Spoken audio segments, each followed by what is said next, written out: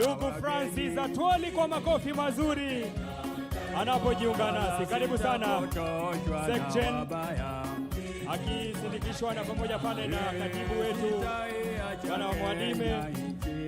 Vile vile ni kitambo uwepo wa waziri wetu, mkuu wa mawaziri, Prime Cabinet Secretary Mheshimiwa Musalia Mudavadi. Na tambo uwepo wa waziri wetu Mheshimiwa Alfred Mutua, waziri wetu wa leba. Mimi ni mwana Kenya wala sitapotoshwa na wabaya.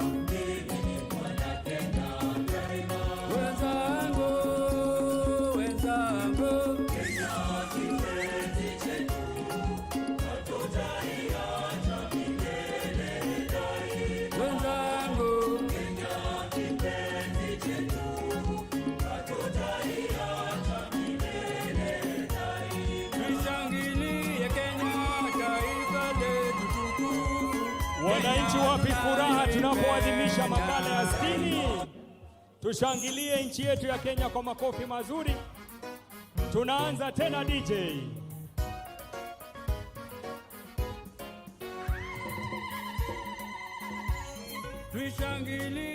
Tushangilie taifa letu kwa furaha. Makala ya 60. Sherehe ya Labor Day.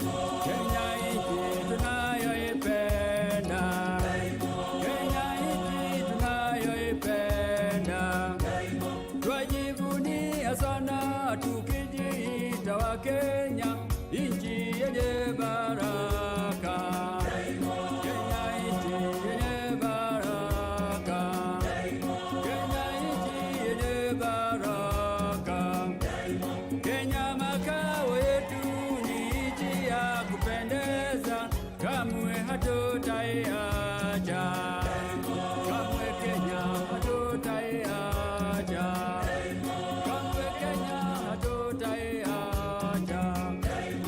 Anayependa Kenya ni yule mwenye kutenda haki kwa watu wote.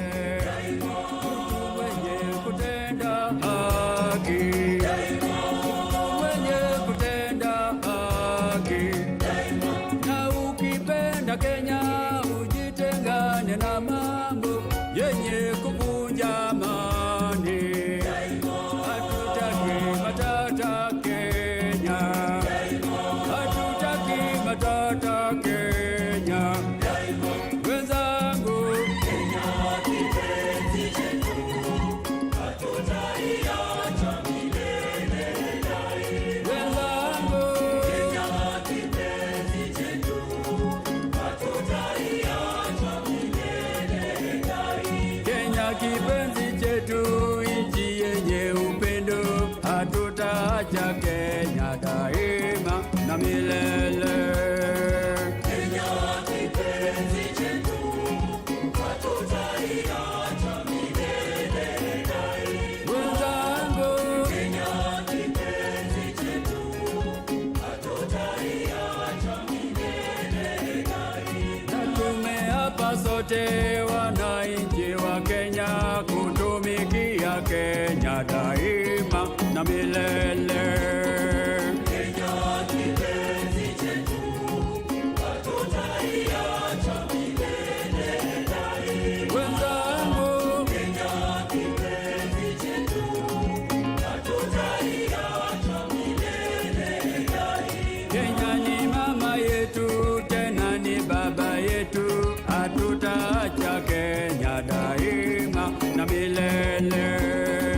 Kenya kipenzi chetu, hatutaiacha milele daima. Wenzangu, Kenya kipenzi chetu, hatutaiacha milele. sitaiacha Kenya nchi yangu, na nikienda ng'ambo nitarudi. Ala, angalia mawaziri wetu wanavyonengua viuno. Wala sitapotoshwa na wabaya. Angalia miondoko ya Secretary General Bwana Otwali. Anaenda chini kwa chini, chini kwa chini. Mimi ni mwananchi wa Kenya daima, sitadanganywa kamwe na wageni, wala sitapotoshwa na wabaya.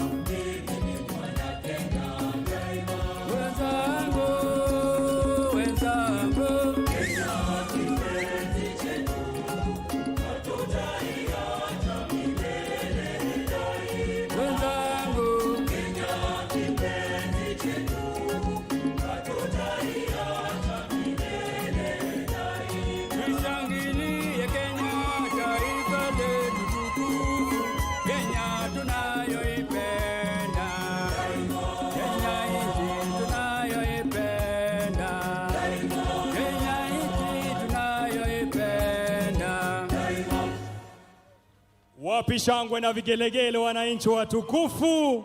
Mimi ni mwana Kenya daima. Ni furaha iliyoje kuona wananchi wanaojivunia kuwa wana taifa.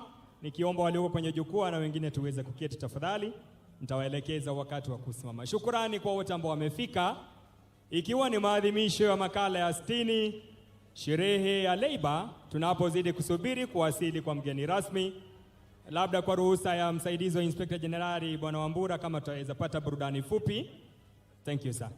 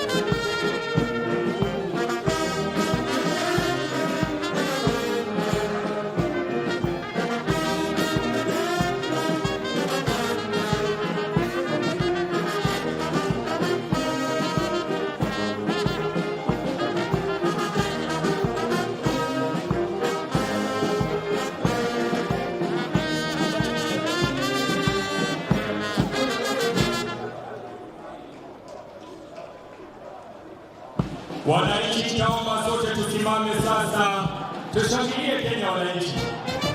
Mwalimu wa soka.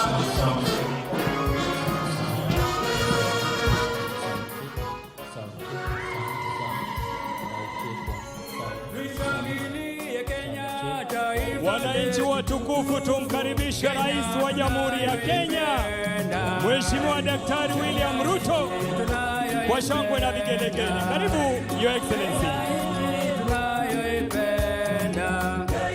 Twajivunia sana tukijiita wa Kenya, nchi yenye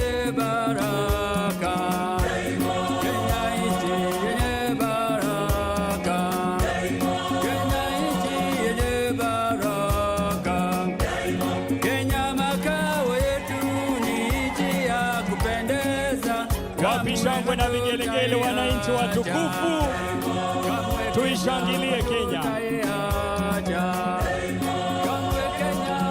Tuendelee kumkaribisha kwa makofi Mheshimiwa Daktari William Ruto, Rais wa Jamhuri ya Kenya. Mwenye kutenda haki kwa watu wote. Mwenye kutenda haki. Mwenye kutenda haki. Na ukipenda Kenya ujitengane na mambo yenye kuvunja amani. Hatutaki matata Kenya. Hatutaki matata Kenya. Wenzangu,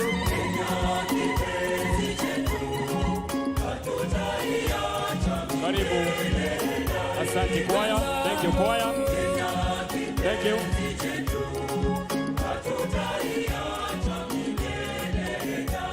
Kenya kipenzi chetu. Nitaomba sote sasa tuwe wima kwa wimbo wa taifa wa Jamhuri ya Kenya na wimbo wa Jumuiya ya Afrika Mashariki. Wimbo wa taifa.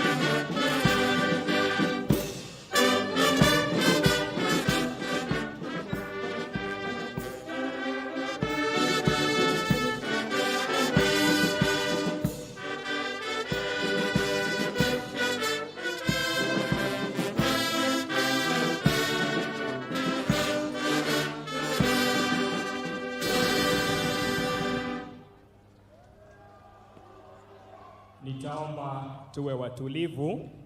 Tutaongozwa kwa maombi na Shehe Munshid Athan na kisha Askofu Jonathan Kabiru, ACK Diocese of Nairobi. Tunaomba. Bismillahirrahmanirrahim. In the name of Allah, the most gracious, the most merciful, we ask Allah subhanahu wa ta'ala and we raise our hands in prayer for the President and his family. Oh Allah, guide them to righteousness and success. Grant them strength to serve our beloved nation and bless their efforts, health, and sustenance. O Allah, on this day that honors work and effort, we ask you to protect all the workers in this blessed country in all sectors, whether in factories, farms, schools, or in any other field. Bless their work and grant them success and progress in their lives. Make their efforts in your way, provide them with lawful sustenance and protect them from hardship and calamity. O Allah, we ask you to bless all the leaders of this country, from the government officials to the leaders of workers in all fields. Grant them wisdom, justice, and success in working for the welfare of the nation and its people. Protect them from all harm and evil. We plead to you, Allah, to make our country safe and stable. Protect it from all trials and calamities. Guide us to work hard for the betterment of our nation and grant us peace, security, and prosperity. Let this country be a beacon of peace and progress in the world. Finally, O Allah, send blessings, peace, and mercy upon our beloved Prophet Muhammad sallallahu alaihi wasallam, his family, companions, and all those who follow them in righteousness until the day of judgment. Ameen, ya arhamar rahimin.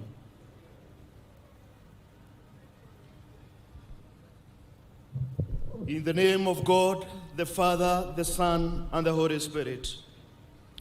Almighty God, creator and maker of the universe, we come before thee with thanksgiving and worship to glorify you this morning of Labor Day. We acknowledge that you alone are the Lord of the universe, the God of all creation, both seen and unseen, the giver of life, good health, and sound mind. The God of our forefathers, the sustainer of human generations, the giver of all good things, the sole ruler of the world, and the head of thy church, and every institution established in the world, and all government, and the only God through whom forgiveness is possible. We call your blessed and holy name upon us this day as we gather to celebrate this year's Labor Day. With grateful hearts, we remember your grace and mercy in the past year, and we look with gratitude forward to another year of your blessing on our nation and on the labor of our hands. We pray that you may establish and protect our nation, our country, families, and communities. We commit to you, your servant, the President of our beloved Republic, His Excellency Dr. William Samoei Ruto, who labors day and night, traveling far and wide, seeking the best interest of our nation, our people. And to him, with your heavenly wisdom, divine favor, good health, renewed strength every day. In your grace, watch over his dear family, the First Lady, Mama Rachel, and the children, and all those that are dear to them. Keep them from all the attacks of the wicked one, and grant that your mighty heart will always be upon them, and give them peace. Renew our zeal now to work hard for the prosperity of our nation. Establish us in our farms, in our industries, and in all our enterprises, for in this you are glorified. We pray for all Kenyan workers that we shall value our work as a gift from you and be diligent in our daily responsibilities. We pray for better working environment, that both employers and employees will treat each other with dignity, fairness, and respect. Grant that each one will live to enjoy the fruits of our labor.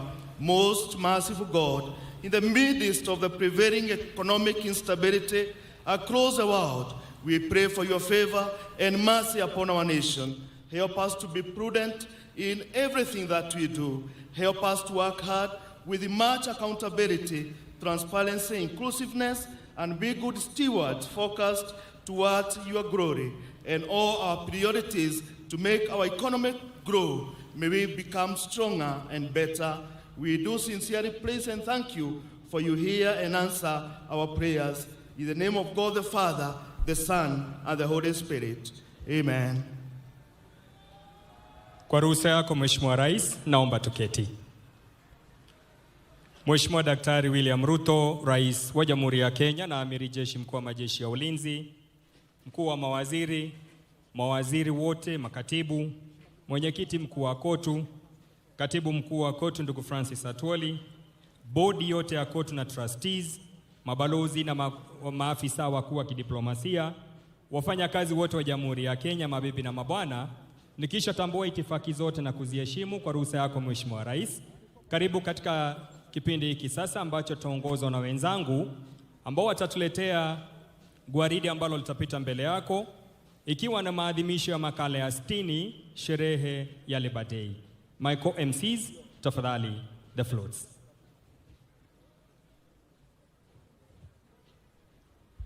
Asante sana mwenzangu mtukufu Rais Dr. Samoei Ruto, mkuu wa mawaziri, waziri wa leba na wengine wote ambao wamekuja kujiunga na siku ya leo, na wakaribisha kwa kuweza kuangalia ni kitu gani tunafanya viwandani, kwa sababu nchi hii inajengwa kutokana na kazi ambayo wafanyakazi wetu wanafanya kila siku ili kuhakikisha ya kwamba nchi yetu inaenda mbele. Kwa hivyo nitaomba wale ambao wanaongoza msafara tuanze kazi, na muhakikishe ya kwamba watu wanapita haraka, kwa sababu tunataka tuhakikishe watu wengi wanakuja kwa haraka ili tuone ni kitu gani wanafanya viwandani. Kwa hivyo bandi ambayo inaongoza, wakati ni wenu, tafadhali. Na nashukuru kwa sababu watu wamekuja kwa wingi, nadhihirisha sherehe ya miaka 60 ya KOTU ni sherehe ambayo inatambulika kikamilifu.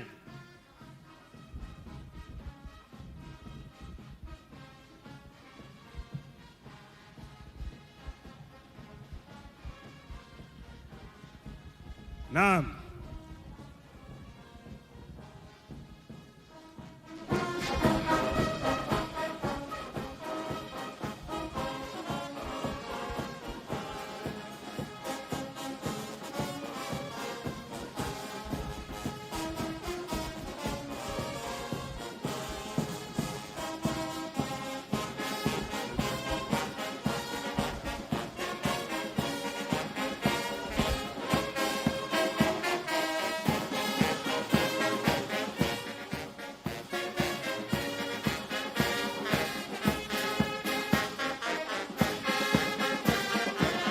Bandi ikiongoza nafuatiwa na wakina mama wa KOTU ambao kazi yao ni kuhakikisha KOTU inaendelea mbele bila wasiwasi yoyote.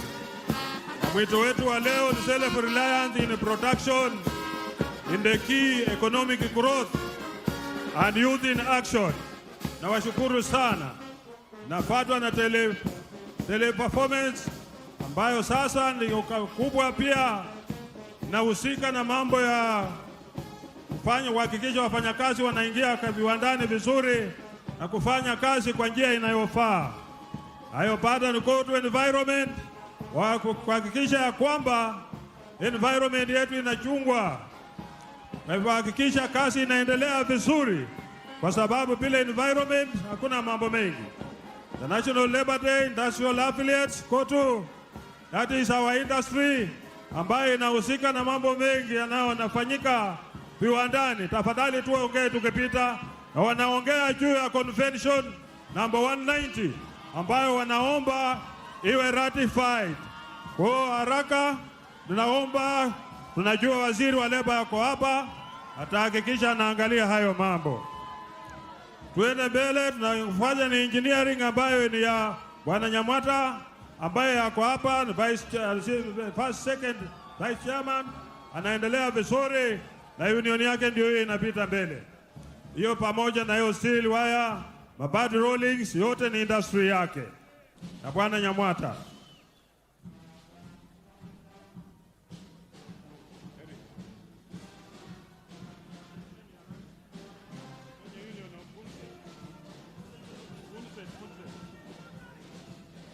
Haya, ingine inafuatwa ni Nuse ambayo pia inajulikana na inaongoza na katibu wake ambayo ni kampuni mzuri sana.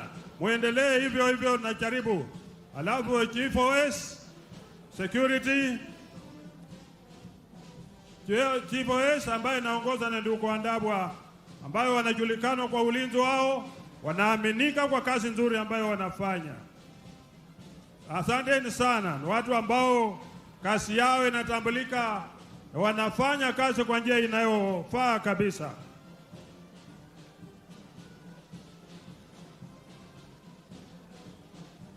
World Securities ambayo zamani ilikuwa inaitwa KK Securities, saizi ni World Securities.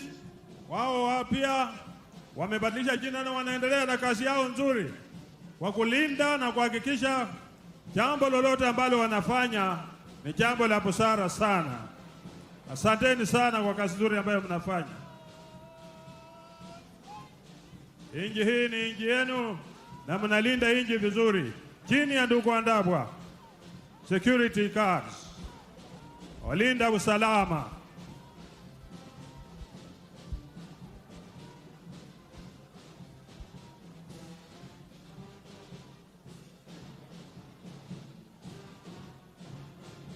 Asante sana, mnafanya kazi nzuri. Ili same company. Yeah, Kadaworks is a senior company. Wanafanya kazi mzuri sana. Securex is another security company ambayo pia inajulikana kwa kazi yake nzuri chini ya Mr. Andabwa Security Firm. Securex, asanteni sana mnatambulika kwa kazi yenu nzuri. Mahali popote wamepewa kazi, hakuna kusinzia. Kazi inasafanyika sawa sawa. Asanteni sana.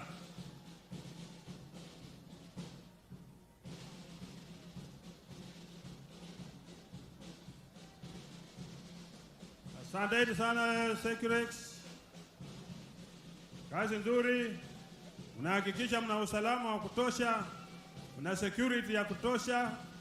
Kiwa jambo linapotea popote, mna umbwa wa kutosha ambao wanasaidia nyinyi kuongeza. PM Security, kampuni ambayo pia kwa ulinzi yake inatambulika na inafanya kazi nzuri sana kwa ulindi, kuhakikisha ya kwamba popote wanapopewa kazi wanafanya kwa njia inayofaa, na ndio waliomba ya kwamba in future wapewe, wahakikisha ya kwamba wanapewa security ya kutosha, kwa kupewa silaha ambazo zinaweza kuwasaidia kulinda vizuri mahali popote wanapopewa kazi.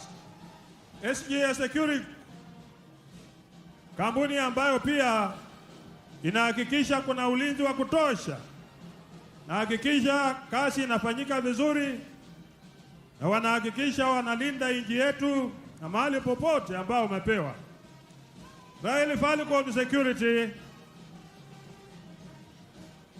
pia wako hapo, wanaendelea vizuri. Tunawashukuru kwa kazi nzuri ambayo mnafanya. Ulinzi ni kitu cha maana kwa nchi hii na inawakilishwa kwa viwango mbalimbali ambavyo zinahakikisha kuna usalama wa kutosha. Armed Response Services wana provide na wanaendelea na hiyo.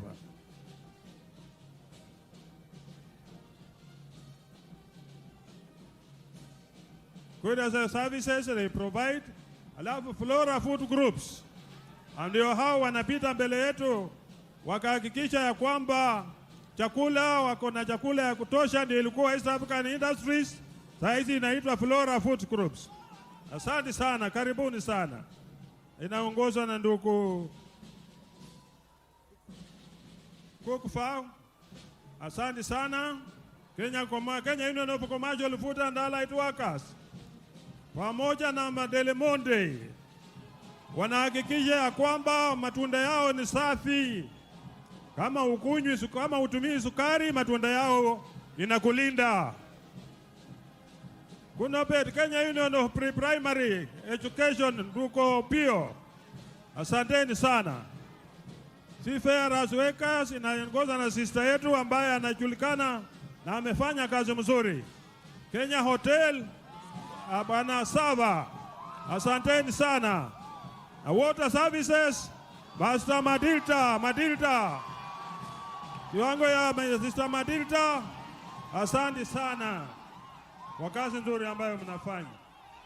Mhakikishe maji yako ni yamesoshwa sawa sawa na yanaendelea vizuri. University of Nairobi ndio hao wanapita, watu wahakikisha ya kwamba vyuo vyetu zote zinalindwa vizuri na hasina shida.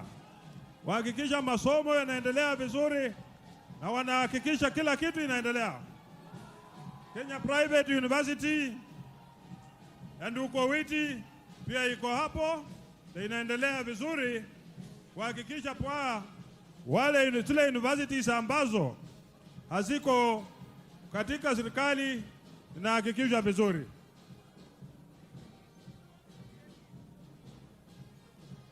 Asanteni sana ndugu yangu kwa kazi nzuri ambayo unafanya, kiongozwa na ndugu yetu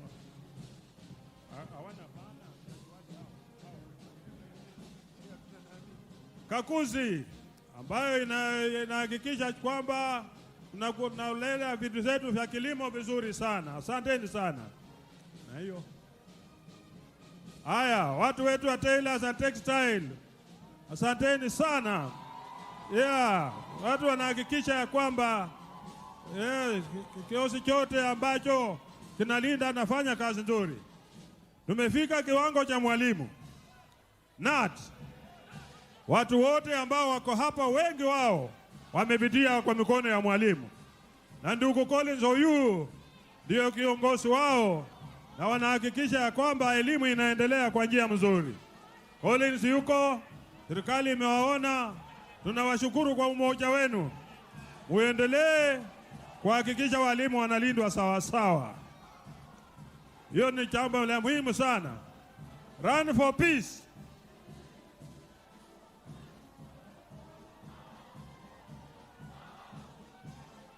Kundi la wanafunzi wa vyuo vikuu, Universities and Colleges Students Peace Association of Kenya, likiongozwa na mkurugenzi wao wakili Alan Chacha.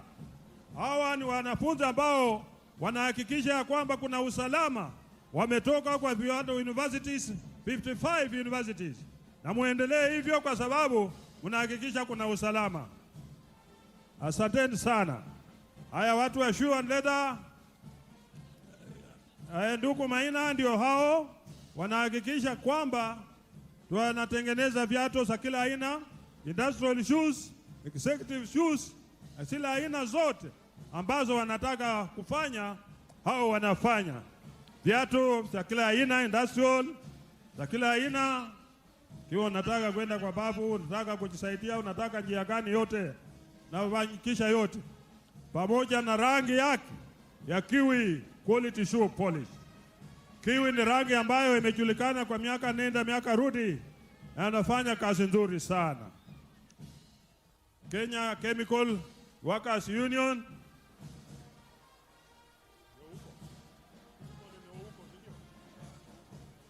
nduko huko ambaye anawakilisha Kenya Chemical and Allied Workers and Chemical Workers Union, wanakuja na crown paints. Crown paints ni rangi ambayo inajulikana kwa kazi nzuri ambayo inafanya. If you want to have the best, then it is crown paints. Iwe ni kwa magari, iwe ni kwa manyumba, iwe ni kupaka nje, wapi kwa jua, iwe padekani yoyote. Crown is the king of kings. So crown is the king of kings. Muhakikisha ya kwamba you don't miss on crown.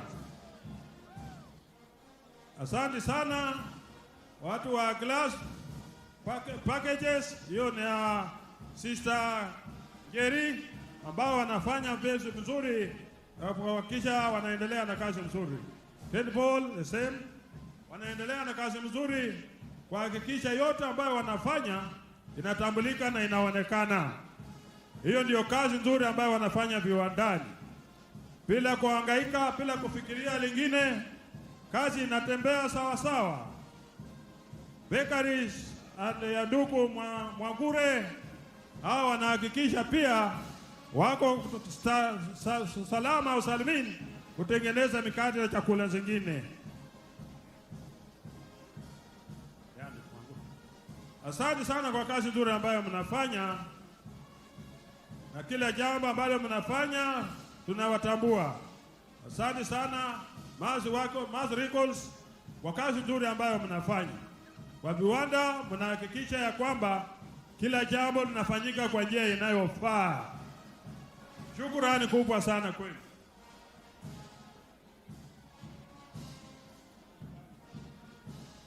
Kampuni nyingine ambayo inaitwa Proto Alan inafanya kazi nzuri pia, na tunaendelea na kazi nzuri ambayo inafanya. Tunapendezwa na mzidi kufanya kazi kwa viwanda kuhakikisha nchi yetu inajijenga kwa haraka sana, kwa sababu kazi ya viwandani ndiyo kazi ambayo inahakikisha nchi yetu inaenda mbele.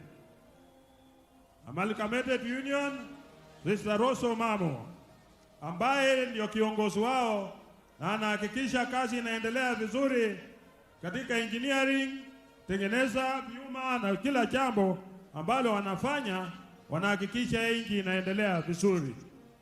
Tailors and Textile Workers Union nayoongozwa na Reverend Joel Kandie Chebe ambayo ni Chairman General wa KOTU, pia wako hapa kuhakikisha wanatuonyesha ni kitu gani wanafanya viwandani. Nguo za kila aina ziko hapa, wanatengeneza zote. Royal Apparel EPZ wako na nguo za kila aina. Ukitaka kupata hizi nguo uende hapa lokali ziko, na pia ng'ambo zinapatikana kwa maduka ya ng'ambo. Kazi nzuri sana ambao wanafanya Royal Apparels EPZ. Shukrani sana, mnajua kazi yenu na tunafurahia kazi yenu.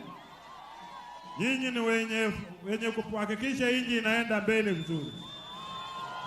Asante sana Royal Apparels, umefanya kazi mzuri. Supra Textile pia ni textile industry. Wasonge haraka. Hatutaki pengo hilo haraka. Asanteni sana kwa kazi ambayo mnafanya viwandani. Naona wanaonyesha material safi, kutandika ya kufanya nini, shona manguo na kila chamba ambalo wanafanya. Sunflag Textile bado ni textile industry, na ni industry kubwa ambayo inahakikisha kila jambo linatembea kwa njia inayofaa. Very good. Nafurahia sana. Kenya Union of Journalists na ndugu yangu Eric ako hapa na mimi, anahakikisha ya kwamba habari zinafikia watu wakati unaofaa na ni za ukweli. Hakuna cha kuchanganya lolote. Asante sana.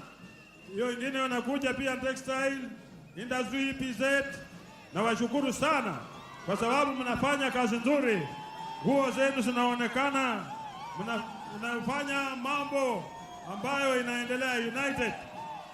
Asante sana kwa kazi nzuri mnafanya. Uendelee mbele kwa sababu nyinyi ndio mnafalisha nchi yote, na kila jambo na kila mtu anatambua nyinyi. Hiyo ni kazi nzuri sana mnafanya. Maendeleo ndio jambo la maana kwa nchi yetu hii, kwa sababu bila hiyo hakuna maendeleo yoyote. Kwa maana Kenya is focusing to be industrialized country by 2030, and 2030 is not far from us, it's just around us. Kwa hivyo tunapoona nyinyi mnatoka huko pote kutengeneza haya mambo yote mnafanya, tunafurahia sana. Muhakikishe tailors and textile industry, kazi nzuri mnafanya. Asante sana tailors and textile. Asante sana utengenezaji wa vitu mbalimbali.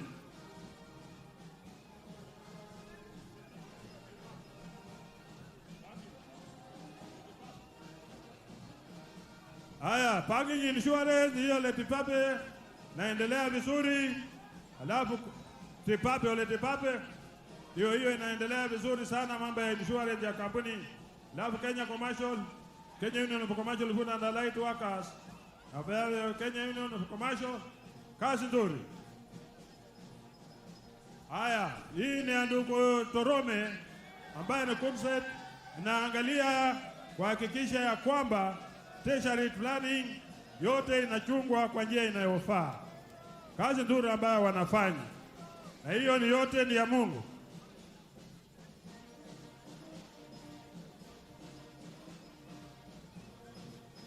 Haya, inaitwa the top unit wares EPZ.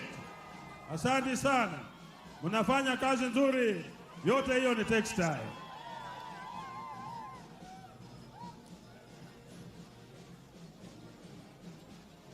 Workers of Shauri Moyo Bee Housing Project ambao wanahakikisha under construction and building union, wanahakikisha ya kwamba wanafanya kazi mzuri, wajenzi wa masoko na kila kitu katika Shauri Moyo, na popote wanapofanya kazi wanafanya kazi kwa bidii.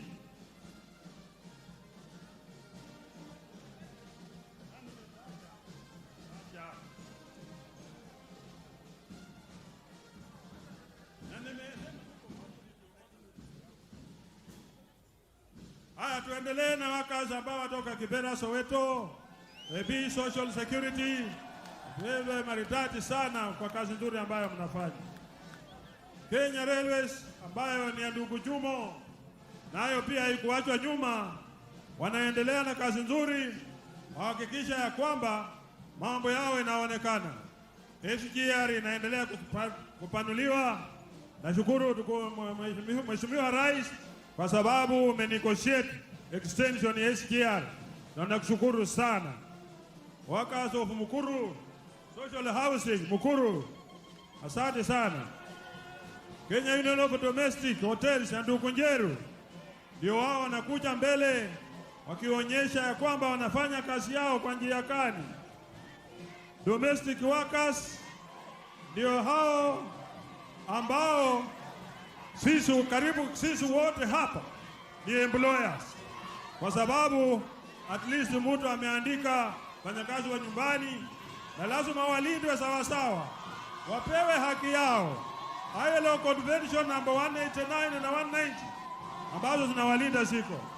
Kenya Petroleum Oil and Workers Union na Ndugu ndio hiyo inapita hapa mbele hakikisha mafuta yetu inalindwa sawa sawa na kazi inaendelea vizuri. Kenya Union of Commercial Food and Allied Workers ikiongozwa na ndugu Kabubi, Boniface Kabubi, ambaye ni mtu matata mashuhuri kabisa, anaongoza wafanyakazi wake vizuri. Automobile Association, Vehicle Evaluation Inspection na kila kitu inafanywa na AA.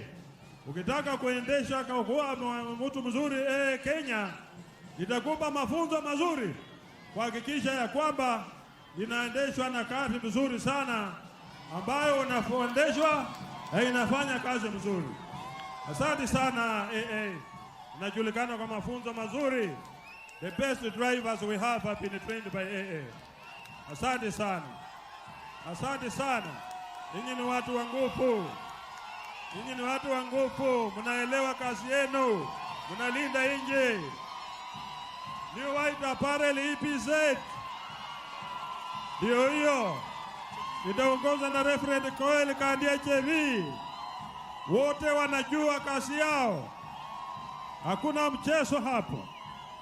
Na hawa nao wanakuja ni kubet ambayo inaongozwa na ndugu yetu Akelo Misori, ambaye ni mtu shupavu sana akiwa kwa shughuli zingine kabla, lakini anaakilishwa na mdogo wake hapa, ambao ni walimu wetu wa secondary schools, wanahakikisha watoto wote wanaenda university. Hakuna mtoto kuanguka hao wakiwa darasani. Wote wanaenda university kama hao wanawafunza. Asanteni sana kwa kazi nzuri mnafanya. The County Government Workers Union ukiongozwa na ndugu yetu Roba Tuba. County Government, mambo matata yote iko hapa, kwa sababu ni watu wanajua kazi yao, wanalinda kazi yao vizuri. County Government zote ziko chini yao na wanahakikisha kazi inafanyika vizuri. Asante sana kwa kulinda nchi hii. Devolution ilifanya kazi nzuri na mnaendelea vizuri. You are well determined and you know what you are doing. Na washukuru sana kwa sababu nyinyi ni watu wa nguvu. Kiendelea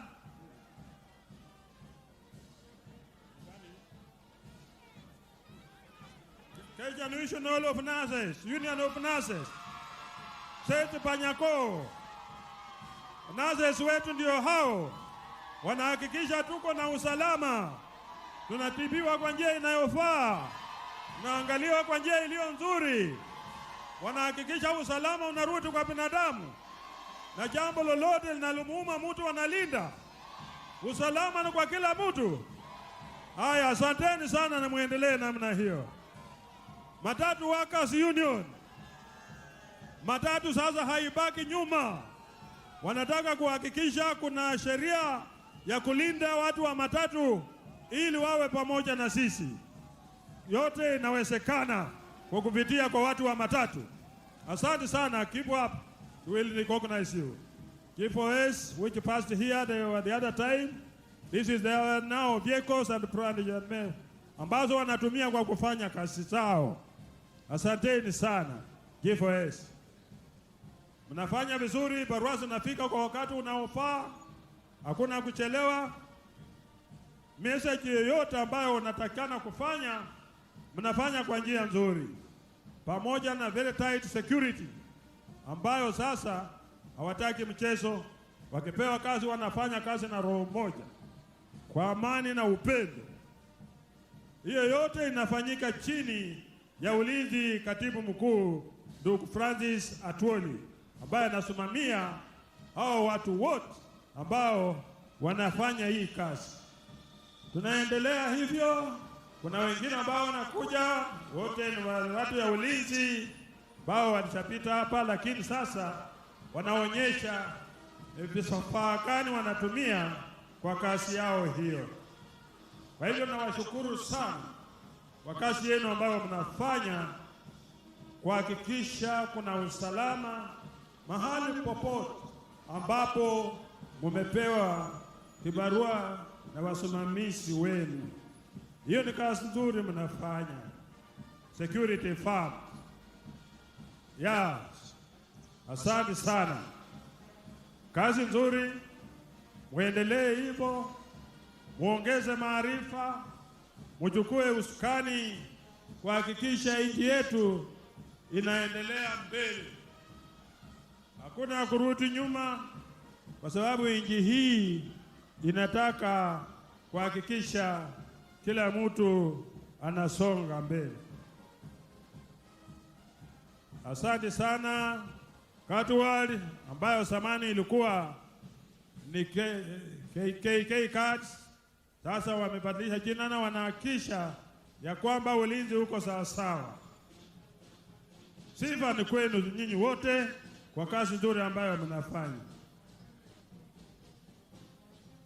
Sifa ni kwenu kwa sababu hakuna lingine ambalo mmewacha bila kufanya, mpaka kuhakikisha mna firefighting equipment, mna kila kitu ambacho kinaweza kuhakikisha kinasaidia wakati shida yoyote inaweza tokelezea, na nyinyi muko pamoja nao.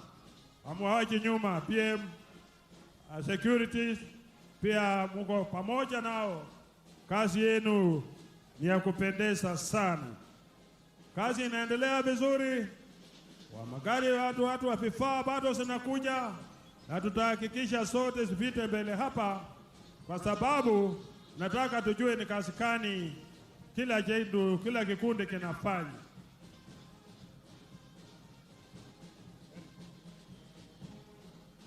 Tuendelee mbele SHA, ambapo kila mtu anaombwa ajiunge na SHA, kwa sababu hapo ndio usalama wako huko. Punguza mambo ya harambee kwa magonjwa, punguza mambo mengi, ingia SHA, alafu hakikisha ya kwamba unapata matibabu inayofaa. KenGen, hawa ndio wanahakikisha tuna umeme, wakiongozwa na ndugu yetu Ernest Nadome Gatau. Wanahakikisha kuna stima inatoka kwa mfuke, inatoka sehemu mbalimbali, kuhakikisha hakuna blackouts na vitu zingine katika nyumbani kwetu. Waliniambia ya kwamba mwaka huu kuendelea mbele blackouts hazitakuwa. Asante sana kwa wale wanatoka kwa Pili Andikupripupa ambaye inaongozwa na Sister Jerry. Asante sana kwa kazi nzuri mnayofanya. By securities na wale watu wa ulinzi na vingine, nashukuru sana.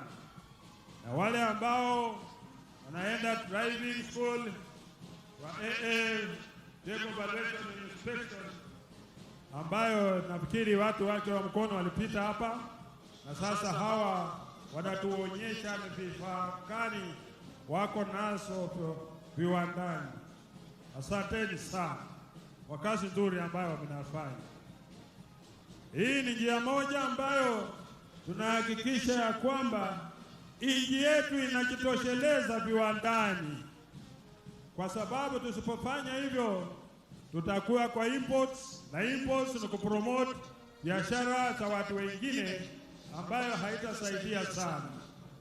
Watu wa maziwa KCC, asante sana, kiongoza na ndugu Kabobi ambaye anasimamia watu wa KCC. Asanteni sana. Bado tunaendelea kwa sababu Kenya hii wale watu wako viwandani ni wengi na wanafanya kazi nzuri sana kuhakikisha nchi inaendelea vizuri. Wale ambao wako mbali wafanye haraka kwa sababu tunataka kwenda kwa kiwango kingine. Wale ambao wana control track muhakikisha wanakuja haraka. Nataka tukimaliza, kwa sababu tumepewa muda wa kutosha na rais wetu, kuhakikisha ya kwamba tuonyeshe vifaa ambazo tuko nazo. Hawa ni watu wa Kenya Power ambao wanaonyesha vile wanaunganisha stima, na ikiwa kuna emergency wanakuja haraka chini ya ndugu Ernest na Dome ambaye anasimamia watu wa Kenya Power. Hakuna kulegalega, kazi ni kwenda kwa haraka. Yote inawezekana kwa ajili mambo hii inaendelea chini ya rais wetu Dr. Samuel Ruto ambaye ameilinda sawa sawa, na anataka kuhakikisha viwanda zote zinafanya kazi kwa njia inayofaa. Asante sana. Wale ambao hawajafika, nafikiri tutakuwa na nafasi yenu mwaka ujao na mtaonyesha vifaa zenu. Asanteni sana, na naombea Mungu awabariki, awape neema kuhakikisha ya kwamba nchi yetu inaendelea haraka kimaendeleo na kwa vyovyote vile. Asante sana ndugu yangu, usukani ni wako. Shukrani. Haya basi, pongezi kwa wafanyikazi wote ambao wamewakilisha wale wengine na kutuonyesha vifaa ambavyo wanatumia kila wakati kwa kufanya kazi. Kwa heshima Mheshimiwa Rais, kwa sasa tunavyotulia, nataka niwakaribishe Kotu Band, Ninga Flames na Choirs kupatia wimbo mmoja kabla tuende kwa horodha ya sasa kwenda kwa hotuba. Kwa hivyo Kotu Band, Ninga Flames and the Choirs, uwanja ni wenu.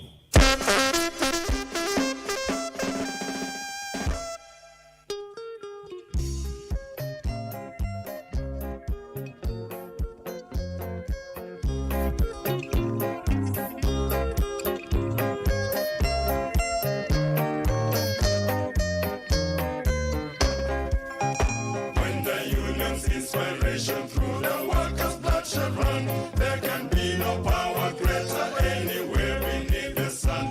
Yet what force on earth is weaker than the feeble strength of one? But the union makes us strong. Solidarity forever.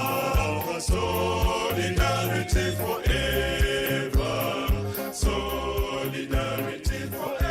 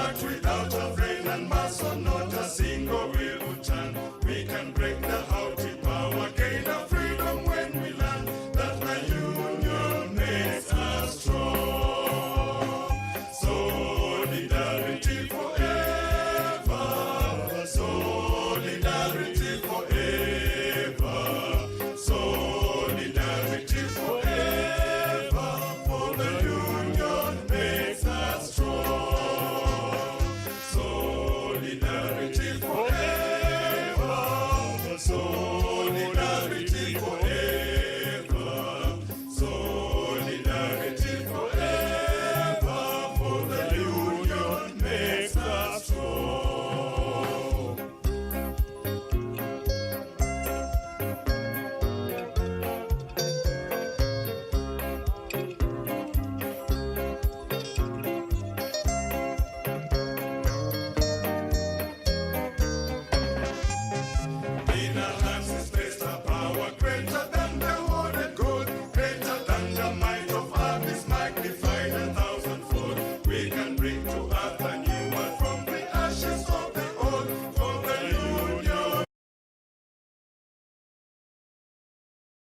quality health services. So I want to point out that the Transition Authority and various bodies that were charged with costing the devolved functions failed to acknowledge, failed to consider the fact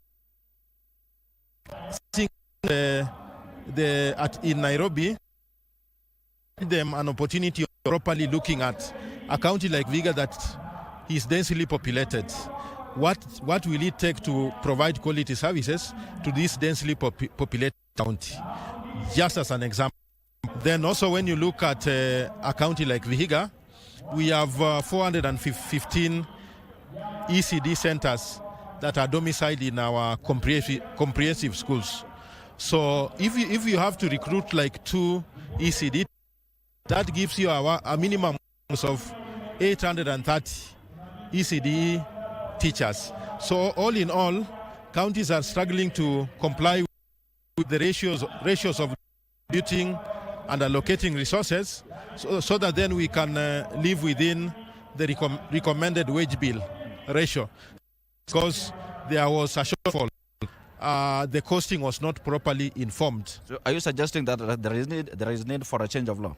Definitely the Council of Governors is working hard to advocate, to ensure that the Public Finance Management Act that proposes and sets the percentages requires to be reformed, to be relooked into, so that it has to be revised upwards.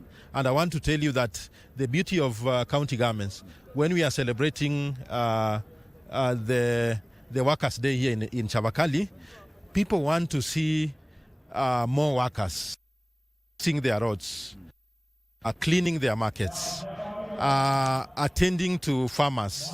They want to see more engineers, irrigation engineers, enabling farmers to be able to produce, so that then we can be able to socially and economically grow. As we enter what really matters to workers is their remuneration, and most of the time we've seen exercising their right to industrial action. How has it been for Vihiga? We've seen healthcare workers actually taking to the streets or even exercising what they call maybe not really performing their duty because of stagnation and issues to do with confirmation on permanent and pensionable terms. How has Vihiga moved through? I want to assure Kenyans and the people of Vihiga County that His Excellency Dr. Wilbur Tichilo, serving it, I want to tell you that from the workforce of the 3,500 that we have at the moment, I want to authoritatively state that comfortably over 2,800 employees are on permanent and pensionable employment. This has been delivered better to recruits, but to employees, because then that gives them the guarantee of job security for them now to professionally be able to discharge their duties. So we have only like 20% or 15% that is on a basis, but we've been delivering. Then we've also been able to ensure that our employees are able to challenge the county government issues of their better terms. An example in the health department and sector that has a number of unions that advocates for better pay of the employees. We always allow a situation whereby we do not affect the rights of employees to petition.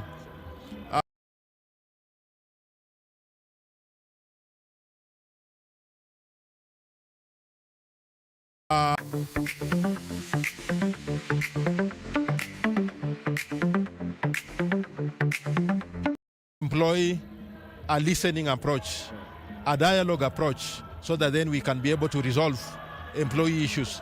And I want to share with Kenyans that Vihiga County, based on the records of the employments Labor and Relations Court, it is one of the county that has a better listening approach.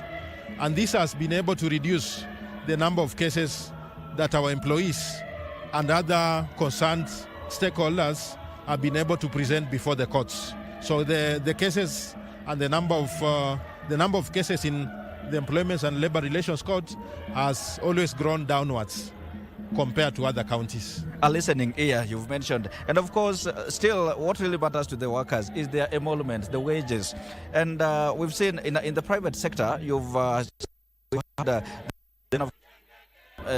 saying that the state of the economy does not allow them actually to give to exercise a pay rise. About the public sector, what message will you have for the workforce? I want to share that Vihiga County is a good example. By 27th of April, the employees of Vihiga County had received their April monthly salary. And we've been able to manage our finances in a way that timely payment of salaries. So that is, I think, that is a good practice, a best practice on matters of the high cost, the affordability life by the. We'll always want to entertain a situation. We revise the remuneration and the emolument for our employees. That as long as you manage the remuneration and the relevant packages of employees, that is a motivation for our employees to be able to perform. So, but as long as it is done with the affordability of counties, and of course counties are uniform in Kenya, in ensuring that if we are required to comply with the increments in the emoluments and the earnings by our employees, we always take a very deliberate. The budgets, our county budget has adequate provision, so that then we do not subject our employees to failure to submit statutory deductions, failure for them to access what is due for them. Yeah. Before I let you go, we've always had the complaints of actually abusing the power. The recruitment board that is supposed to be performing that. Those in the public employ people that employment, the mandate of County Public Service Board of 7 commissioner organ of Vihiga, and specifically the county executive. Sure you still evolve practice the what accessing employee service of Vihiga. So I think we are working, and we get to such times whereby matters of favoritism, nepotism, closeness to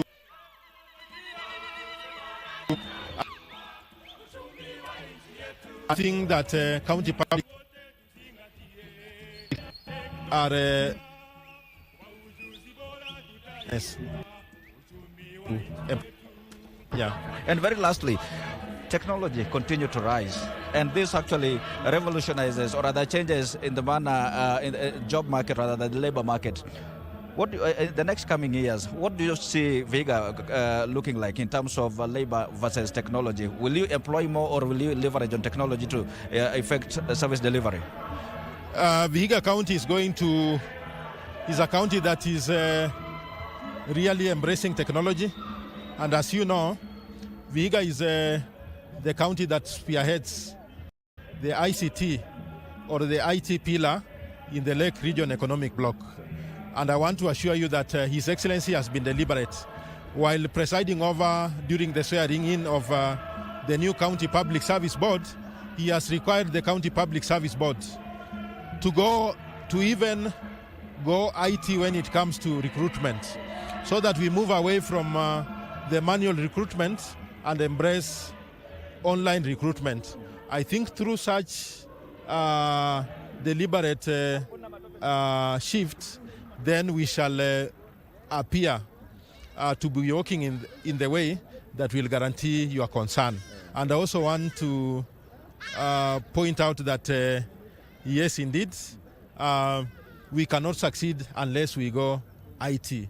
So we really have to embrace IT so that then we can properly manage the aspect of human resource in the county.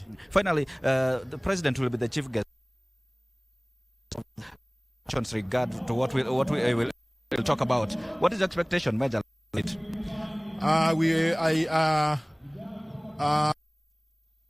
Governor, I really want to appreciate His Excellency the President of the Republic of Kenya for having a special place for with the exception that these people have that the people of this county have really appreciated. So today, as the President leads these 61st Labor Day celebrations, as an employee of and a worker of the people of Kenya in Vihiga, of course, the number one is the President increment of some salaries to all Kenyan workers. So that is the number one expectation. And number two, President, any region in the Republic of Kenya takes on board development priority that county has. So I equally expect, like under 1 month, the President has been in this county and over groundbreaking for the construction of Kidundu Stadium. So whenever the President visits, to make priorities that will benefit more roads being considered for upgrading to bitumen. He'll always take into consideration initiatives that end up upgrading the capacity of counties to provide better health services. So I equally expect the President to pronounce himself on how it by upgrading further our Vihiga teaching referral to a level that will continue to provide better quality.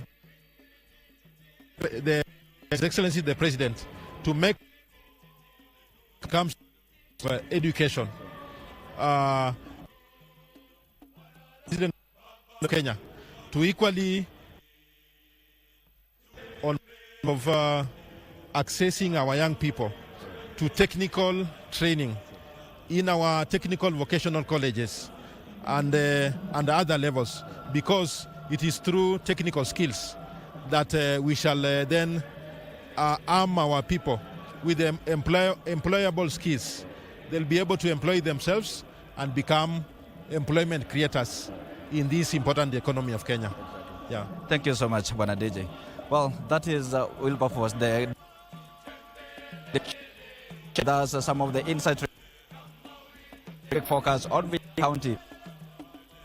Continue bring you even as we celebrate the 61st edition of the Labor Day that is being held here at Chavaka Boys High School in Vihiga County. These are conversations that we continue bringing your way as we get some the Labor get go forward. Well, streaming as well as the locals, in as much as it is a chilly morning, but Kenyans in this part of the county, or rather part of the country, continue embraced this particular day as we talk about matters like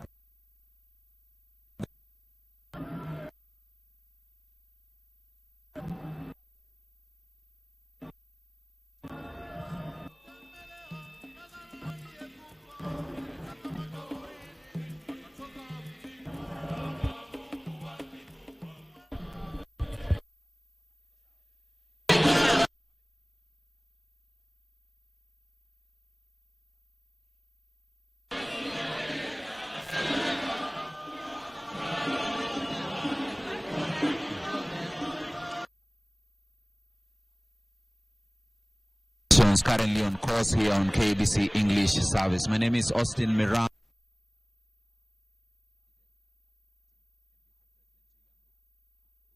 It's expected to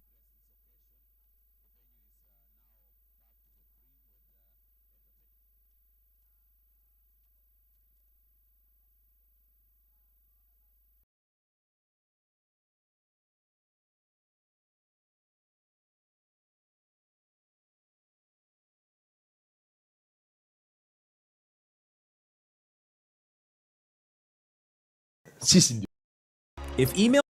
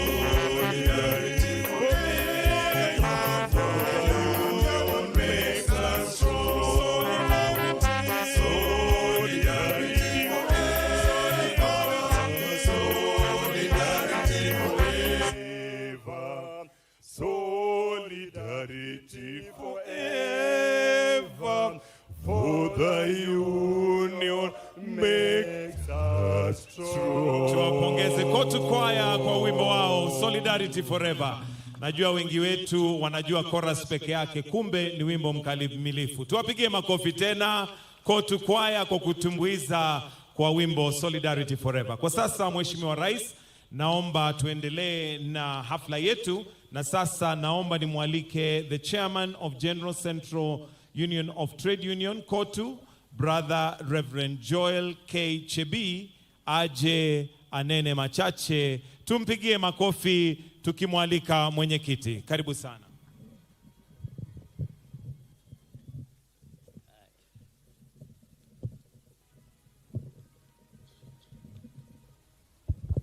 Your Excellency, President Samoei Ruto, CGH, the President of the Republic of Kenya, and the Commander-in-Chief of the Defense Forces. Dr. Francis Atuol, Secretary General of Kotu, Honorable Musalia Mudavadi, the Prime Cabinet Minister, Honorable Dr. Alfred Mutua, EGH, the Cabinet Secretary, Minister of Labor and Social Protection, all senior government officials present. Your Excellency, before I proceed, I will request you and the whole congregation to stand up, maana tulipoteza jana Mheshimiwa Charles Ong'ondo Were, MB Kasubur.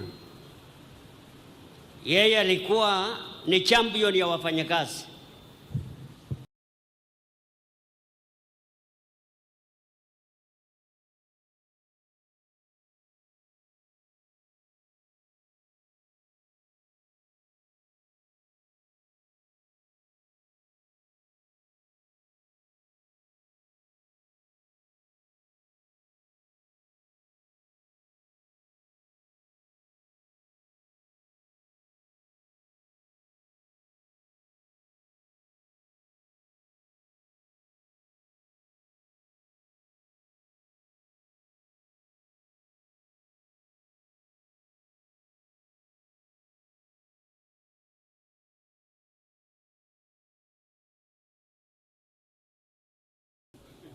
The last time nilijua yeye alikuwa na watoto 18. Your Excellency, is very important. Ujue ni mtu ya nguvu sana.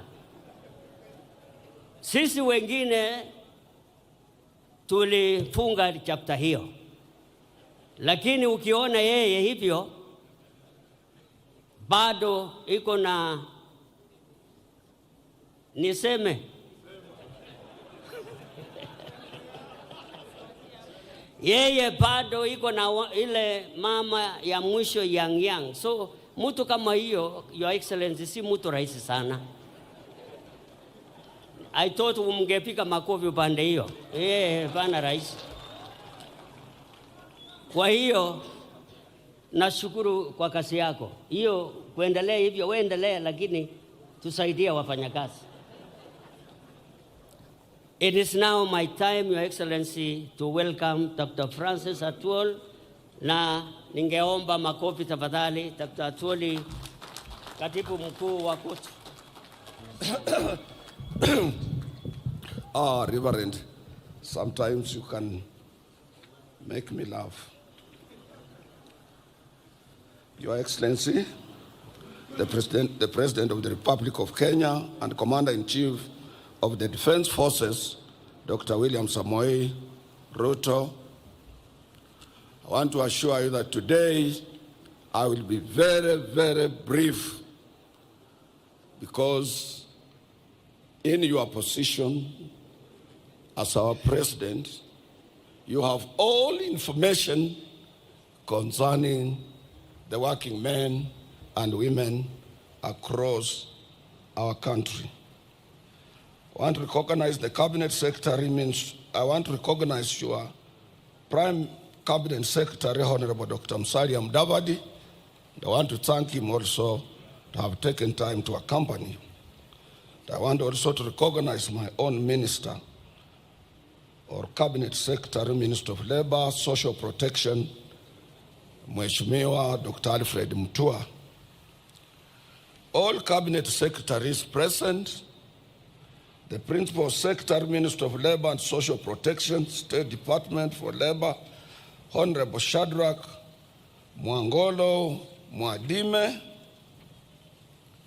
the Principal Secretary, Minister of Labor and Social Protection, State Department for Social Protection and Senior Citizen Affairs, Mheshimiwa Joseph Mogosi Motari. I want to recognize the Executive Director of the Federation of Kenya Employers, Sister Jacqueline Mugo, accompanied by her able president of the organization. Other principal secretaries present, ambassadors and high commissioners, managing trustee of our National Social Security Fund, Brother David Koros, the acting director general of the Industrial Training Authority, nowadays is known as NITA, National Industrial Training Authority, Sister Teresa Wasike. Other dignitaries present, members of the Executive Board of KOTU, members of our Secretariat, our brothers led by Brother Eid Marcel from Cairo, Egypt, who leads the giant Egyptian Trade Union Federation, who are here with us. You are most welcome. Your Excellency, first and foremost, as I said, I will be very brief. I want to take this opportunity to thank you. We can't take it for granted. You were with us here last year. And since you were elected as our president, you have respected your position as a worker number one. And you have been with us all the time that workers have assembled here. You have shared this International Labor Day with us. Your Excellency, we are celebrating also our 60th anniversary. We have been around for 60 years.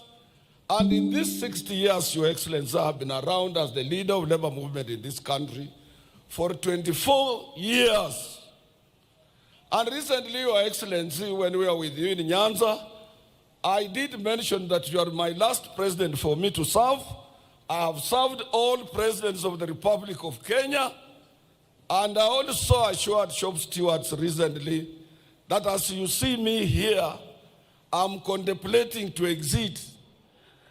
But then, because we have democracy, and there are people who are watching what we are doing, whether we are responsive to workers' needs or not, a section of my executive board met and gave another resolution, and they are confident in me. But I want to assure them, as much as we have heard our song, which says our solidarity is forever, we call ourselves brothers and sisters. This does not mean that as we enter into the new year, that it will be only Atuoli who can be able to lead labor movement. Our organization is democratic. We are free and independent. And among our affiliates, 42 of them, they know your capabilities, those who are affiliates, your abilities to articulate issues concerning working men here and across the globe, and they will make a decision. And we will respect their decision. Your Excellency, this year's theme is self-reliance in production is the key to economic growth. Your Excellency, unless we are in producing, unless we are in manufacturing, unless we are attracting foreign exchange, our economy can hardly grow. But if we produce and we support you towards that direction, we will be in a position to spur economic growth and create more employment for our young men and women. Your Excellency, as Kenyan workers, we remain alive to the fact that global political trends largely affect market dynamics and the prospects for growth and employment creation. Some of the problems that face us are not only unique to us here, but some are global. But if we are together with you, Your Excellency, if we work hard, if we produce more, we can overcome all these global economic challenges. Without a doubt, the election of Donald Trump as the 47th President of the United States of America and his consequent policies that focused on building and manufacturing capabilities of the U.S. through self-reliance and imposition of tariffs call for all of us to relook and to rethink twice how we can be free and independent economically. Your Excellency, this year's Labor Day celebration is a special one because Kenyan workers will be marking 60th years of anniversary, as I have said. And we have made a remarkable achievement. Wewe mwenyewe umeona wafanyikazi wakipita hapa mbele yako. Umeona zile vitu wanafanya viwandani. Umeona kazi zao. Umeona commitment yao. Na wewe ndio mlinzi wao. You are the chair of our industrial relations practice in this country. And therefore, as you sit, as you look at them, I know you think well about Kenyan workers. Indeed, as I said, we will support you towards any route you take in enhancing and protecting workers' rights in this country as a champion of social justice, number one. Your Excellency, on outsourcing, Your Excellency, one of the biggest problems that your government faces in meeting its revenue collection target is outsourcing of labor that has become a very common among the Kenyan employers. As Kenyan workers, we appeal to your government to institute action that will ensure that workers are covered by collective bargaining agreements as it is practiced world over. And the outsourced people have an opportunity to contribute to our revenue through statutory deductions as other permanent employees. Your Excellency, we can also foster self-reliance in production, particularly in key sectors like agriculture, manufacturing, and also supporting micro, small, and medium enterprises. As I said, Your Excellency, I don't want to take a lot of your time. Kwa ajili sijui umetubebea nini. Naweza ongea sana na urudi na ile kitu umebebea wa Kenya. Your Excellency, you have seen the textile industry here. It is our wish that we support our textile industry. Because when we were growing, we had Kikomi, we have Raymond, we have Rivertex, we had Thika, textile milling machines. We had everywhere in Kenya, we were producing textile materials. We need to go back there, Your Excellency, and we support you to create more employment. Lastly, I shouldn't say last, but second or third to last, I want to take this opportunity to thank you. Last week you went to China, and we in Central Organization of Trade Unions, we work closely with all Chinese Federation of Trade Unions. And Chinese, Your Excellency, most of them are genuine and they support Africa genuinely. But since our policy, foreign policy, and our Kenya's policies of a non-alignment, we work with every nation. But I want to thank you for your trip to China. We will be able to realize more, particularly the agreement you signed to address the dual carriageway from Nairobi towards Western Kenya, and also to extend SGR. SGR is one of the important routes that will alleviate transport problems facing Kenyans. The other area I want to mention, President, that I cannot sit down without mentioning this. This is an area of patriotism.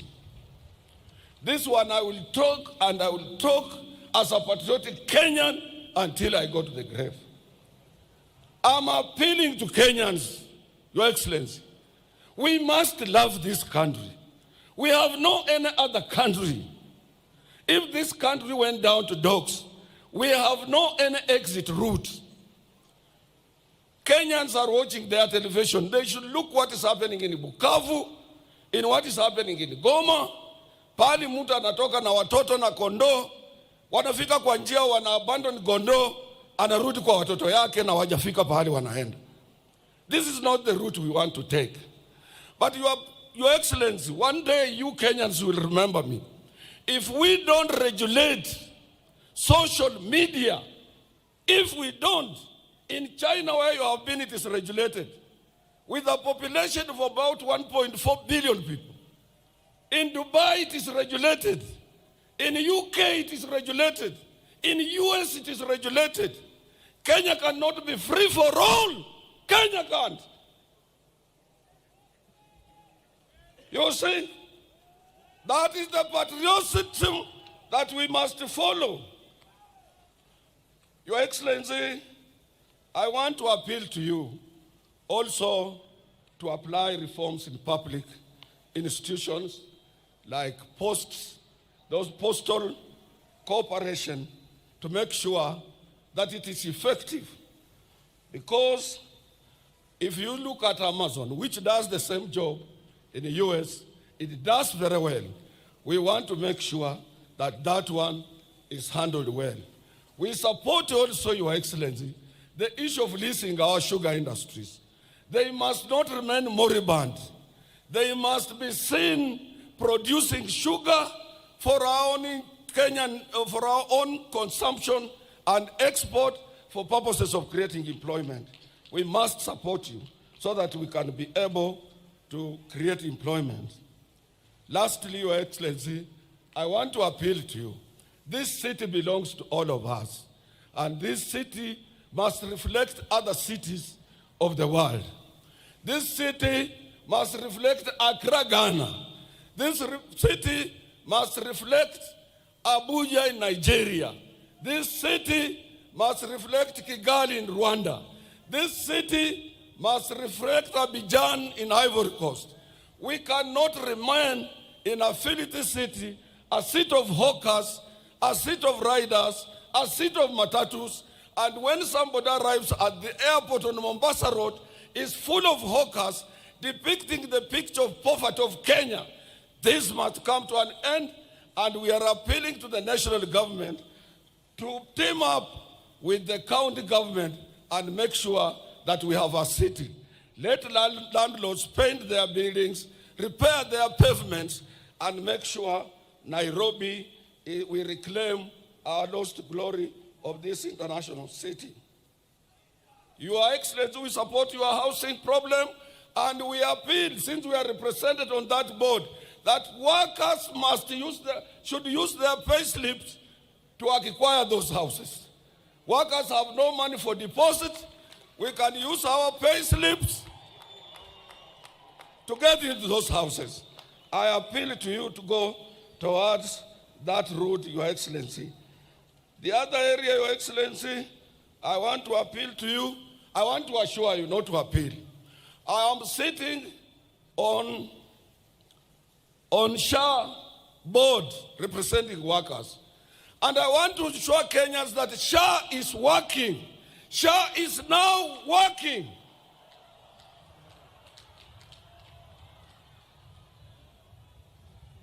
Lastly, Your Excellency, I want to support the managing trustee, Koros, of NSSF. He has done a commendable job. He has done very well. And as I'm talking, since we implemented the new act, NSSF has realized 220 billion for Kenyans, and we must rally behind the managing trustee of the NSSF. Lastly, Your Excellency, we have a problem. You saw workers here with placards saying, let us carry out ratification on ILO Convention number 189 to protect our domestic workers. Let us also ratify ILO Convention 190 to stop both domestic harassment and violence at workplace. These two conventions have been ratified world over. And Your Excellency, you need to talk also to the Federation of Kenya Employers. You are our person. Let them give us support in this direction. Your Excellency, you need also to talk to the Federation of Kenya Employers. That when you gave these workers 6%, to date is not fully implemented. I'm telling you for free and for sure. And there is no any time His Excellency the President has announced the year salary increase and then it becomes a subject of debate.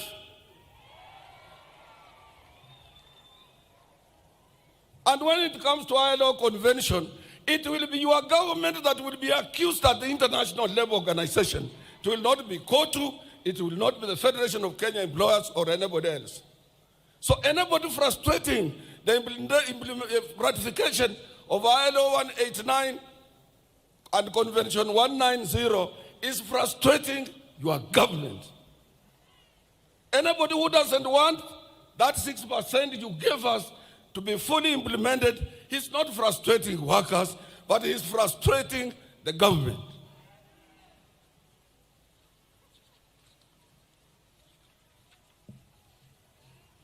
I would have gone on and on, Your Excellency, but as I said, I don't want to get you tired.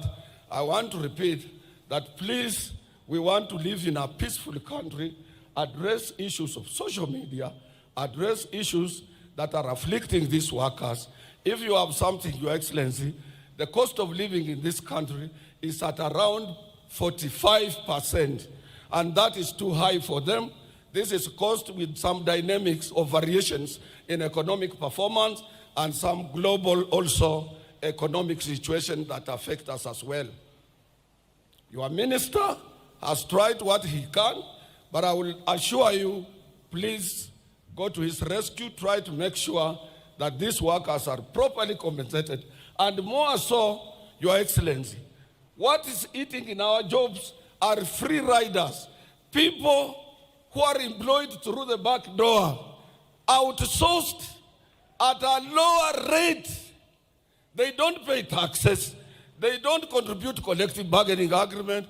There is no any agreement binding on them.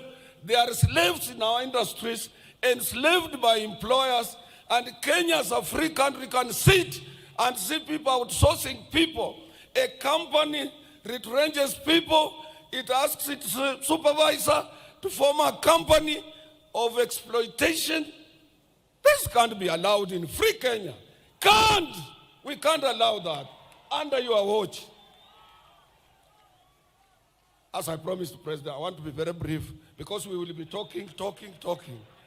May I take this opportunity to invite your Honorable Minister for Labor, Dr. Mutua, who will be able to give some few words and observe protocol, other protocols for you to come and say. The other thing I'm being reminded by my deputy that I had forgotten, ni mambo ya hizi vitu tunakatwa, housing, nini, taxation. It should not be on gross salary. Hizi vitu vinatakana viwe on basic, so that gross, umefanya overtime, umefanya nini, it's not interfered with. And I know Your Excellency will look at that. All deductions, salary deductions, statutory deductions should be at basic, not on gross, where somebody might have toiled very hard to work on overtime and he doesn't realize something. Mwisho, Your Excellency, usitishike. Iko watu wengi wanapenda kutisha sana. Mimi nilikuwa hapa President Kenyatta akiwa president. After 3 years we had a problem in the government. Jaramogi left. Nilikuwa hapa when Moi was a president. After a few times there was a lot of problems. Nyinyi nyote mnajua until up 1982. Mpaka when he was leaving, kila saa watu bila Moi yote inawezekana. Nimekuwa hapa President Kibaka akiwa kwa kiti mimi, and I served him. Kibaka alitengeneza kila kitu Nairobi, he improved the economy. But 2007, how wananchi voted him out, we had to do some ukarabati. Sasa nimekuwa hapa wakati wa Uhuru. Uhuru ni rafiki yangu sana. But you could hardly see him outside the way you are outside, you are visible everywhere. But he managed to finish his 10 years. Hawa wa Kenya unasikia ground ni mbaya. Hapa ground hapana mzuri. Ruto must go. Na sio ground ni mbaya. Wewe anayesema ground ni mbaya, mwenyewe hana ground. Nasikia hiyo. Wacha tuwache mtu amalize kazi yake. I saw watu wa press, mtu ameandika kwa Standard, anasema Atuoli yeye kazi ya trade union court is not a political party. We serve the government of the day. We negotiate for our rights. Huyo kijana anataka elewe hiyo. We are not a political party. We are not aspiring to have a president. We must support the government of the day for the stability in the country, which will be extended to industrial stability. Wewe fanya kazi, kama iko makosa, we are principled. We will come out and say, hatufichi. Kama iko watu ambao ni corrupt, we will tell you and take action. Na usitishwe. Let me take that, Brother Mutua, waziri, kuja uongee, alafu hizo protocols zingine utaangalia za kuminvite His Excellency the President. President, I thank you very much for honoring this day. May God bless you.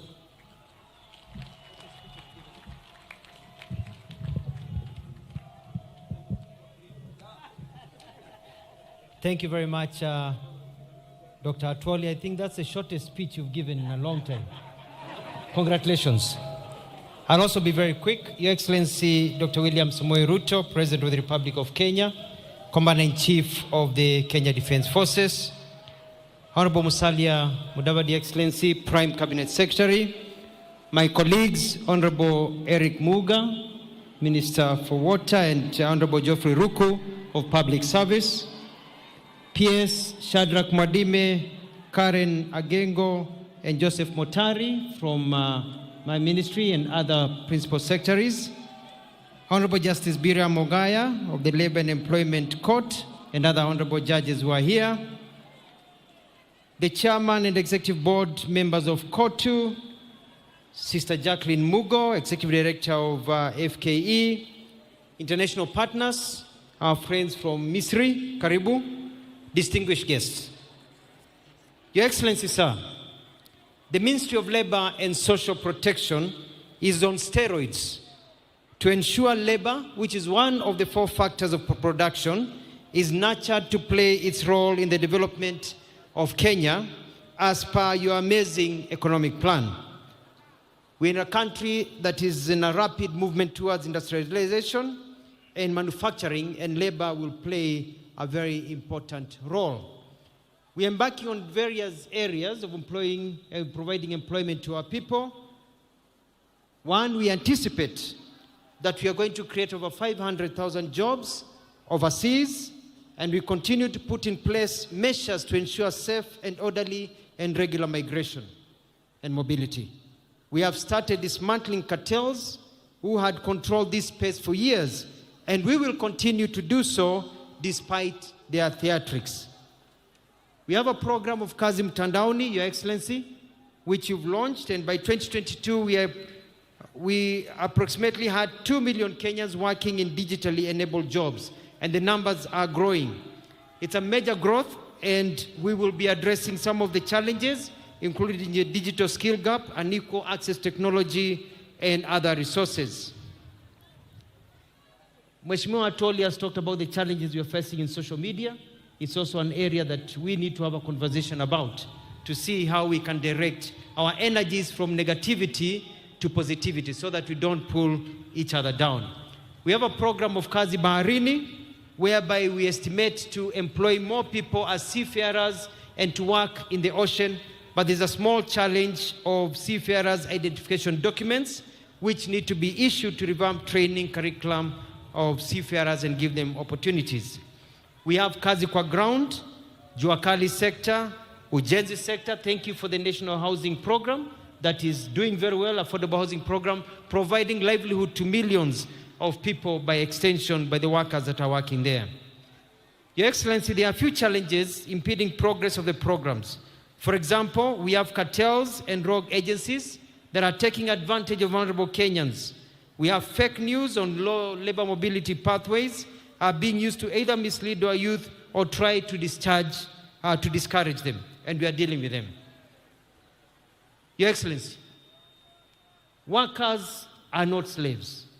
They are workers and must be treated with respect. Recognition of their human dignity is a right and must be safeguarded at all times. Workers must be paid rightful legal wages, including overtime, and treated fairly without discrimination, and they should also enjoy decent work conditions. Workers in turn also need to be obedient, faithful, and dedicated to their employers because it is a relationship. Workers need to identify the few among them who steal from the employers and try to bring down the same business that are employing them.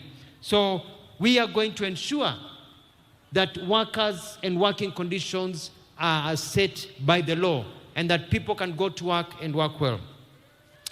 Your Excellency, kuna shida kidogo. I get a lot of reports in my office about sexual harassment. Sexual harassment in our workplaces. Nataka kuambia Wakenya ya kwamba mrembo akiandikwa, our sister, our children, our daughters, akiandikwa kazi, usianze kumpangia, unaanza kumnyemelea, na akikukataa unamfuta kazi. unaanza kumharas. We must ensure there is a safe working environment for our young girls and even our young boys. That power dynamics is something that we'll be talking about. A manager should not be dating a junior in the same office because of those power dynamics. Soko ni kubwa Kenya hii, angalia kila mahali. Soko ni kubwa, wachana na wafanyikazi wanaofanya kazi na wewe. And we will not continue with this habit, and we will take measures to ensure there is no sexual harassment in our workplaces. Your Excellency, savings is critical. We're encouraging all workers to ensure they have a savings plan, either through the NSSF, or if you're not employed, you're self-employed in the jua kali sector, in SMEs. NSSF has a harbor-to-harbor program, or where you can actually continue saving. It is important.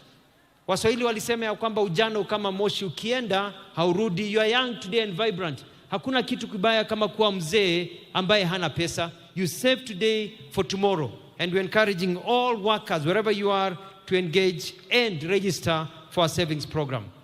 Mheshimiwa Atoli, I want to assure you that ratification of the conventions 188 and 199 is en route. I've held a meeting with my staff. I've talked to the PCS, and we are going to accelerate, together with other important laws that make sure that our people are given the rights that they deserve. Your Excellency, social dialogue is important. I'll be calling a meeting very soon between COTU, FKE, and all other social partners to discuss on working modalities. Strikes. At the end of a strike, people sit down and talk. And I want to encourage all workers. If there's a problem, talk to me. Let us sit down and discuss the problem before the strike, not sit down after the strike. And I can assure you we will be able to sort out many problems so that people do not go on strike, so that we have a country that is moving forward. Lastly, Your Excellency, I want to echo the words of Mheshimiwa Atoli. You know, we hear very many words. I was a governor for 2 terms. Na wakati nilikuwa governor, watu walikuwa wanalalamika sana. Unajua, katika nchi yetu ya Kenya, kila mtu anajua kwamba ukiangalia shamba na unataka kulima, hilo shamba lazima upalilie, uchimbe kwanza vizuri, upande, mbegu ikimea upalilie, uweke maji, ikikua vizuri, kuna tumbili, kuna ndege, uwafukuze wanyama, niweze kupata kile ambacho ulikuwa unapanda niweze kupata. Na wakisia kwamba serikali hii ya William Ruto iko na mpango. Na wakati huu bado tunaendelea kupalilia.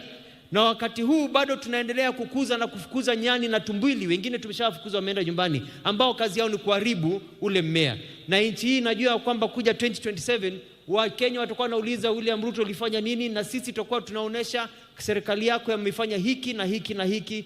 Kwa hivyo nawahimiza wa Kenya tusubiri na tuone, watch this space, kwa sababu mbele iko sawa. And it is now a pleasure to welcome His Excellency Honorable Musalia Mudavadi to say a few words and to welcome you to address the people of Kenya. Thank you, Your Excellency.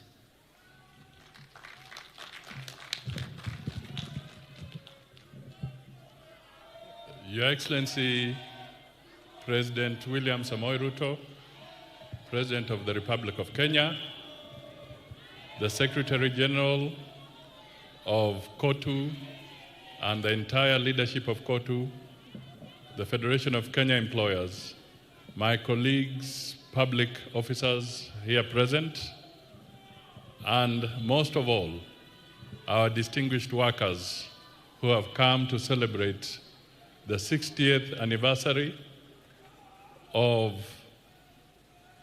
their efforts to build this country, and also to mark the Diamond Jubilee of our celebrations. Your Excellency, I'll not say much, but I just want to flag 2 issues. The first one is that this month,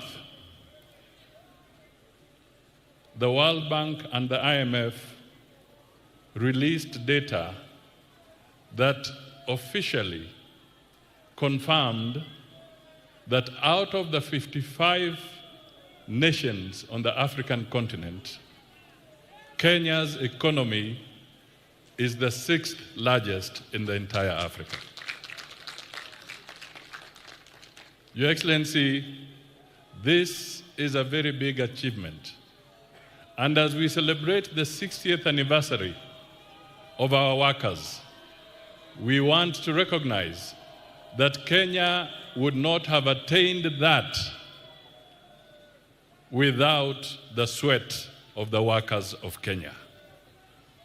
So we want to commend the workers, the producers of goods and services in Kenya for having played a very significant role in assisting Kenya to become the 6th largest economy in Africa. The second point, Your Excellency, on the same issue, is to emphasize that that growth must also come out of stable political leadership. Your Excellency, this is where you come in. You have led this country, you have maintained its stability, we have maintained democratic practices, and you are resolved to ensure that the stability is unquestionable. When we talk of the 6th largest economy, it cannot happen in an environment of turmoil, in an environment of conflict, in an environment of war, in an environment of political instability. And my dear brothers and sisters, the biggest threat to any nation is not terrorism. It is when the institutions of that country collapse. The president has held our institutions. The labor movement as an institution must be firm and solid. The working must be firm and solid. And all political structures and administrative structures must be solid. That comes through good leadership. And your President, Your Excellency President, you have been at the forefront in ensuring that we walk the straight and narrow path of ensuring that our institutions work. Kwa hivyo, ndugu na dada, kwa kifupi, nimesema tunawapongeza kwa sababu baadhi ya mataifa 55 ya bara la Afrika, uchumi wa Kenya sasa ni namba 6 katika bara la Afrika. Hatungefika kwa kiwango hicho bila jasho yenu kama wafanyikazi. Tunasema asante sana. Jambo la pili, hatuwezi kufika pale ikiwa hatuna uongozi thabiti. Kwa hivyo tunamshukuru Mheshimiwa Rais kwa kuhakikisha kwamba Kenya ina uongozi ambao ni wa kidemokrasia na thabiti. Mkiona watu wakizungumza, wakipiga kelele, wakifanya nini, hiyo ni demokrasia. Na wengine wanafikiri kwamba hiyo kelele inamaanisha kwamba Kenya imeharibika. La, jaribu kupiga hiyo kelele katika sehemu zingine. Hata marafiki zetu wengine wanashindwa kuandamana kwa mataifa yao, wanakuja kuandamana Nairobi, wakiandamana mambo yao. Kwa hivyo Kenya ni thabiti na sisi tutii sheria, na ni wajibu wangu sasa kuwaomba msimame ili tumkaribishe Mheshimiwa Rais aje ahutubie wafanyikazi wa taifa letu. Hebu tumkaribishe kwa makofi. 1, 2, 3. Asante sana. Thank you very much. Tafadhali tunaweza keti chini. Thank you very much. Asanteni sana. Mheshimiwa Prime Cabinet Secretary, waheshimiwa mawaziri, makatibu, katibu mkuu wa KOTU, Daktari Francis Atwoli, and the entire labor movement leadership. Ndugu na dada wafanyikazi wenzangu wa taifa la Kenya, hamjambo. Hamjambo tena. Wafanyikazi hoye. Wakenya hoye. Mimi nafurahi sana kuungana na nyinyi katika sherehe hii ya muhimu ya kuadhimisha siku ya wafanyikazi katika taifa letu la Kenya. Pia kuadhimisha miaka 60 ya KOTU katika taifa letu la Kenya. Na kama mfanyikazi, naungana na wafanyikazi wenzangu. Kuna wale wafanyikazi wako permanent and pensionable. Alafu kuna wafanyikazi wengine kama sisi ambao tuko kandarasi ya miaka. Wengine wako na kandarasi ya miaka 3, wengine miaka 5 na tofauti zingine. Lakini sote sisi ni wafanyikazi wa taifa letu la Kenya. Na itachukua sote tukiungana, tukishirikiana, kwa sababu kuvua ni kazi, kufundisha ni kazi, kutibu ni kazi,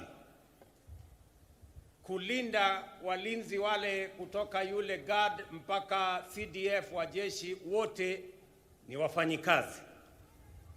Pale sokoni kazi inaendelea. Kule viwandani ni kazi inaendelea na wafanyikazi. Kule mashambani vile vile ni kazi inaendelea na wafanyikazi. Sisi zote tukiunganika, tukifanya kazi kwa pamoja, ndio Kenya itapiga hatua ya kwenda mbele. Mimi leo napenda sana, huyu Atwoli alisema ataongea kwa kifupi. Akaongea kwa kifupi kweli. But wacha nisome taarifa nilio nayo alafu nitasema mambo machache. I am honored, ladies and gentlemen, to join you today as we mark 60 years of tireless advocacy, solidarity, and progress in protecting the rights and welfare of Kenyan workers. International Labour Day grants a timely reminder of our constitutional and moral duty to uphold the dignity of labor without discriminating by age, gender, race, ethnicity, or ability, and to continually confront the evolving challenges facing our workforce. This year's theme, self-reliance in production, is the key to economic growth and resonates deeply with our collective national ambition. It calls on all of us as government, workers, entrepreneurs, and communities to champion a Kenya that is resilient, productive, and truly self-reliant. It is in this spirit that this week the Cabinet approved the 2025 Finance Bill, a key instrument in our ongoing national economic transformation quest. This bill has been carefully crafted to stimulate economic growth, deliver efficiency, and enhance competitiveness and expand opportunity. In fact, its provisions are designed to offer targeted relief for both businesses and workers and to support the spirit of enterprise and productivity. Notably, to improve workers' take-home pay, employers will now be required to apply eligible tax relief and exemptions directly when calculating pay as you earn, a significant shift from the current system where such reliefs can only be claimed from Kenya Revenue Authority. Precisely what Atwoli was talking about. I think he read my speech, and that is why he was raising those issues. This will increase and immediately benefit employees. Additionally, all pensions and gratuity payments for both the public and private sector will now be tax exempt. This reform is a recognition of the service and sacrifice of our senior citizens and workers, and a step towards ensuring that retirement is met with dignity, not stress. Small businesses will also benefit from simplified tax treatment, as they will now be allowed to fully deduct the costs of everyday equipment in the year of purchase, thereby eliminating unnecessary delays in accessing or assessing tax relief. Distinguished workers, ladies and gentlemen, when we speak of making Kenya truly self-reliant, I am proud to report to the nation that we are not merely making declarations. We are taking bold, concrete, and measurable steps. We are walking the talk, and here is why. For decades, our national savings culture was stagnant compared to our neighbors in Uganda and Tanzania and elsewhere. Until 2023, just 2 years ago, the average Kenyan worker saved only 200 shillings a month through the National Social Security Fund. Over a span of 60 years, we collectively as a nation managed to save 320 billion. In 2023, we operationalized the law mandating a savings contribution of 6% by both employee and employer, and the result has been remarkable and impressive. In just 2 years, we have mobilized 280 billion in national savings, nearly equal to what we saved over 6 decades. By end of this year, we will have doubled that 60-year figure. And by 2027, we project to have raised close to $1 trillion in domestic savings. Kenya's savings to GDP ratio currently stands at between 10 and 12%, depending on the calculation you apply. My intention is to raise GDP or savings as a percentage of GDP to 25% in the medium term.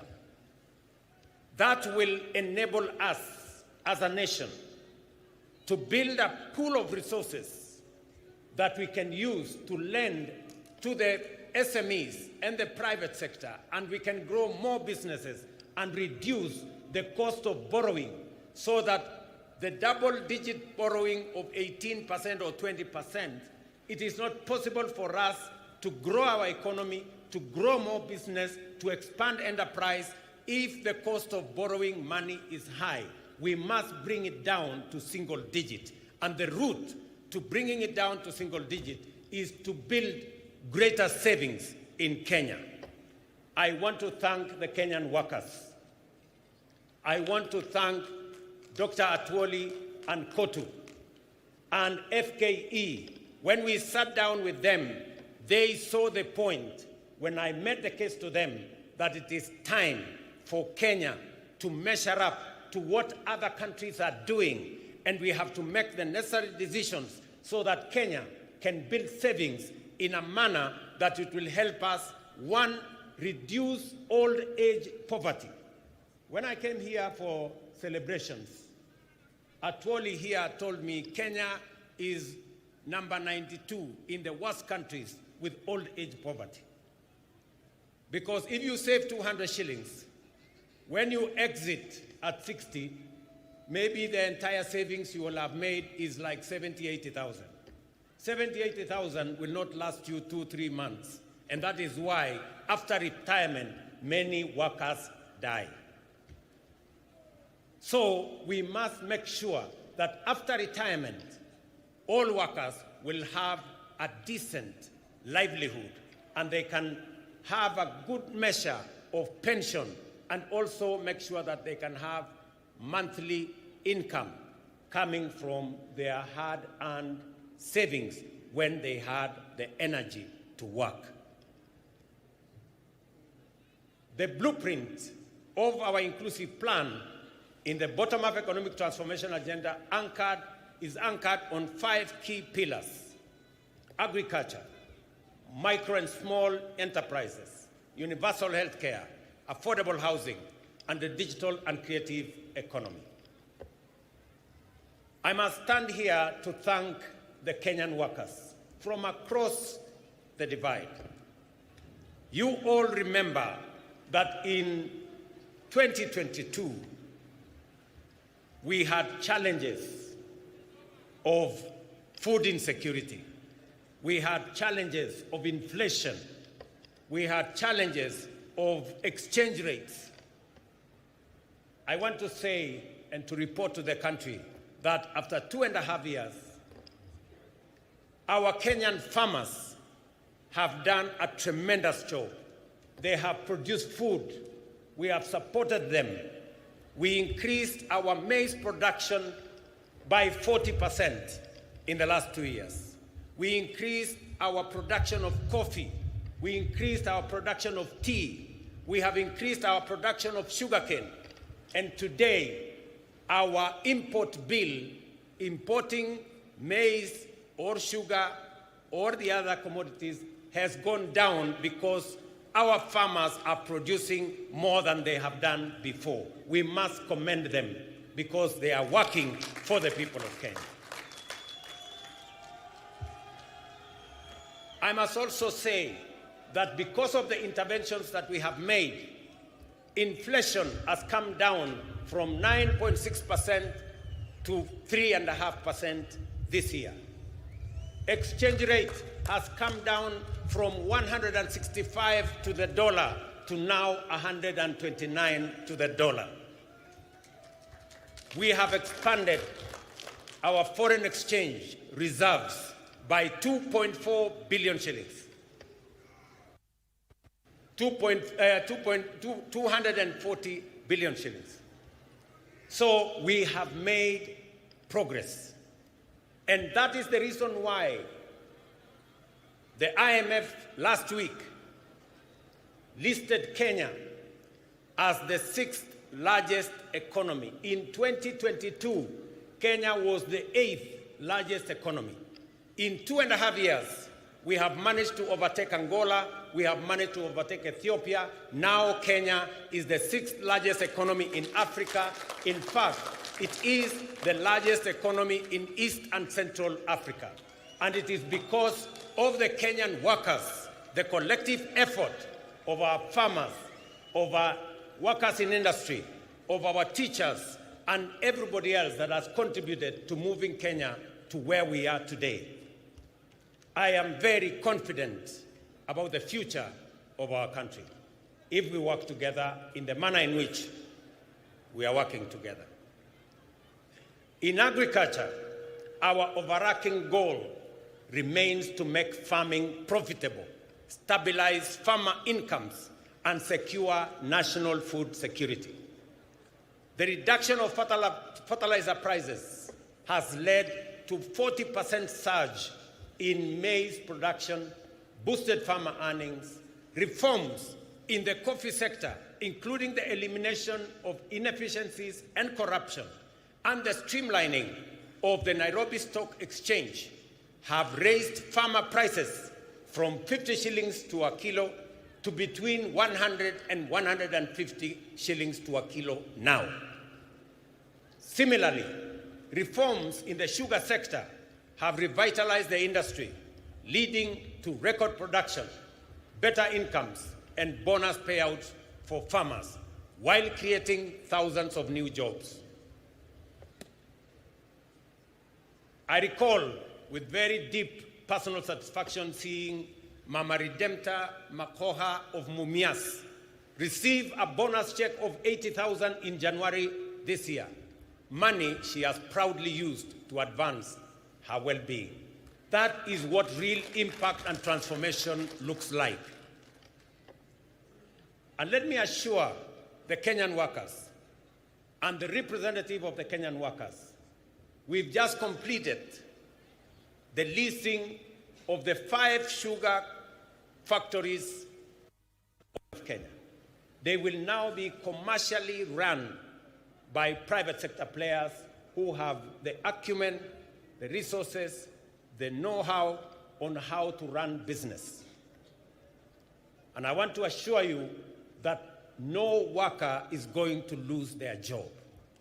In fact, with the increased efficiencies, with better performance of these factories, we are scheduled to hire more workers so that we can drive our sugar industry. Our affordable housing program is another flagship initiative delivering real impact. By end of April, it had created 250,000 jobs spanning architecture, engineering, urban planning, masonry, carpentry, plumbing, electrical work, while reinvigorating local economies.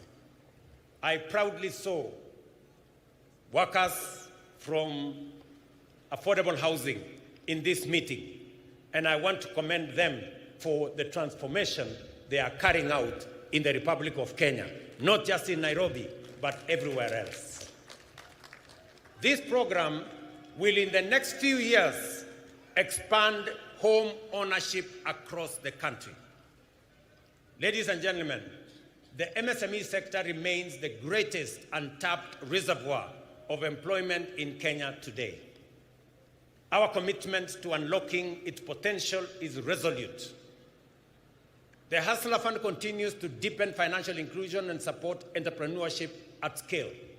To date, over 25 million Kenyans have accessed nearly 70 billion through the fund, with over 4.5 billion saved, mobilized in savings. We have also introduced a 9-band credit rating system to formalize credit histories and unlock new opportunities for those without traditional collateral. Already, more than 4.5 million borrowers with A and B rating have qualified for the Hustler Fund Bridge product, linking them to commercial banks and paving the way to the formal credit market. Over 400,000 have transitioned to this product, with some accessing up to 150,000 without security, without title deeds, without logbooks. They can now have access to 150,000. These borrowers are the future of our enterprise and economy. Ladies and gentlemen, our education, we are closing the teacher shortage gap that existed in 2022 of 116,000. We have recruited over 76,000 teachers in the last 2 years. And we have set aside another 2.4 billion shillings in this year's budget to hire additional teachers, 20,000 of them, with effect from January next year. Further, the government has allocated another 1.6 billion for capacity building for teachers and another 1 billion for the promotion of teachers, so that we can have them assist us produce more human capital and more workers with skills and competencies to manage our economy and to run our country. This investment has improved student-teacher ratios, enhanced literacy and numeracy, and generated stable employment in communities across the country. Labor migration continues to be a cornerstone of our strategy to expand jobs for Kenyans. Last year, over 200,000 Kenyans secured jobs abroad. This year, we are strengthening our efforts through targeted recruitment and bilateral labor agreements. The newly opened Labor Attaché office in Berlin will help operationalize these partnerships and serve as a strategic hub for accessing opportunities in the broader European countries or European Union of 26 countries. The net well-being of workers is incomplete without health security. I am pleased to report that over 21 million Kenyans have registered under the Social Health Authority, up from 8 million under what was NHIF. This is a monumental leap towards universal health coverage. I urge every Kenyan to register, and I am happy that every day I watch the SHA portal, and every day between 45,000 and 50,000 Kenyans register. They are assessed, and we are moving the country towards universal health coverage. We are overcoming the teething problems that existed, and more Kenyans are beginning to realize that we can have universal coverage, reaching out to as many Kenyans as possible. Distinguished workers, ladies and gentlemen, the right to join a union for protection of the values of fair pay, safe working conditions, and the right to unionize is a constitutional guarantee. I have directed the Ministry of Labor and all relevant agencies to ensure that even employees under outsourced contracts can freely join trade unions and benefit from collective bargaining frameworks. Additionally, I am also pleased to announce that Kenya will ratify the two critical ILO conventions. ILO Convention number 189 of 2011 on domestic workers to safeguard their dignity and rights, and ILO Convention number 190 of 2019 on eliminating violence and harassment in the world of work. Dr. Mutua and team, you know what you need to do so that when we come here next year, we will report to the Kenyan workers that we have ratified and we have concluded our work. As Dr. Atwoli has said, when we agreed to enhance pay by 6% last year, there ensued a debate, and some of the employers have not implemented the 6% we agreed on last year. It is not right, it is unacceptable, and I am directing the ministry to work with the head of public service to ensure that every employer makes sure that we implement the 6% increase of salary that we agreed upon last year, and to quickly embark on the exercise to put together the next agreement so that we can take it forward in the next time. To all of you, as the Kenyan workers, I agree with Dr. Atwoli that the city of Nairobi is the face of Kenya, and we must live in the city that has dignity. And I have joined hands with the county government of Nairobi to make sure that we complete all the link roads, to make sure that the city of Nairobi has motorable walkways and decent roads in different estates, especially in the informal settlements. We have also agreed with the city of Nairobi on how we are going to clean this city. As I talk to you, we have 20,000 young people under the Climate Works arrangement, because I made a commitment that we are going to clean Nairobi River and make sure that we develop additional social housing for the people of Nairobi to give dignity to the city of Nairobi. I went around the city of Nairobi 2 months ago, and we also agreed that the children of Nairobi, who today don't have as much school facilities and infrastructure as other counties, will benefit from additional government support so that all the children in the city of Nairobi, especially those who live in informal settlements and attend informal schools, are graduated to public schools where they can get proper education paid for by the government of Kenya.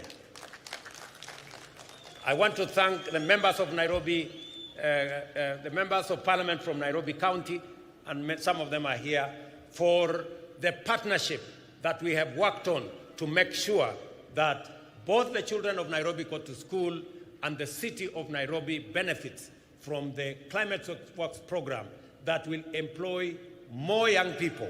And we are going to be transitioning to another 40,000, to another 20,000 to make it 40,000 shortly as we graduate into the budget next month.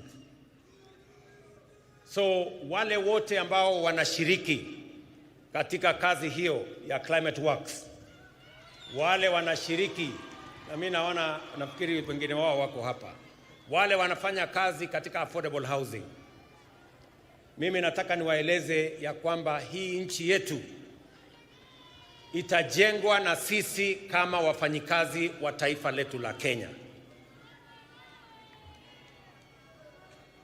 Affordable housing itatupatia ajira, pia itatupatia mahali pazuri pa kuishi, kuondoa wananchi wengi wanaoishi katika vitongoji duni. Na mimi nataka niseme ya kwamba vile mumeuliza, mmoja wenu wameuliza ya kwamba mnataka kutumia payslip katika kuaccess mambo ya affordable housing. Hiyo ni maneno mzuri sana. As long as we are discussing how we are going to occupy the houses, whether by deposit, wale wako na deposit, yule ambaye una deposit peleka payslip, tutapangana na wewe tujue vile utapata nyumba uishi mahali pazuri. So tushirikiane namna hiyo, tufanye kazi hiyo kwa pamoja, na mimi nataka niwaeleze ya kwamba Kenya itabadilika. Nilikubaliana na watu wa China. Wakati nilienda China, pengine watu wengi walikuwa wanafikiri tumeenda kukopa madeni zaidi. Hapana. Tulikubaliana ya kwamba tutajenga barabara kutoka Rironi kwenda Nakuru baadaye mpaka Malaba. Lakini sio kwa madeni. Hapana. Tutajenga barabara hiyo kutumia investment. Vile tumejenga expressway kutoka airport mpaka mjini Nairobi, hatujatumia pesa ya serikali. Na hiyo pia tutafanya hivyo. Hata hiyo reli tutatoa Naivasha tupeleke mpaka border yetu na Uganda. Vile vile itakuwa kupitia kwa barabara ya investment, sio kwa madeni.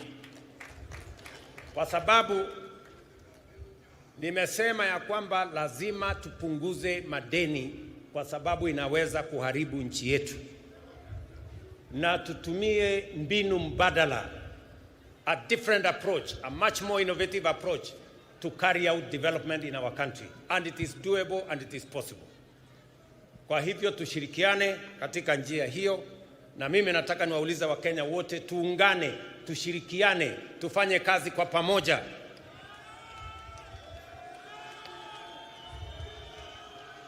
Uchaguzi inakuja 2027. Na Wakenya wataamua mambo ya uchaguzi 2027. Kwa sasa tushirikiane, kila mtu afanye kazi mahali ameajiriwa. Ikifika wakati huo kutakuwa na mtihani, 2027 kutakuwa na mtihani.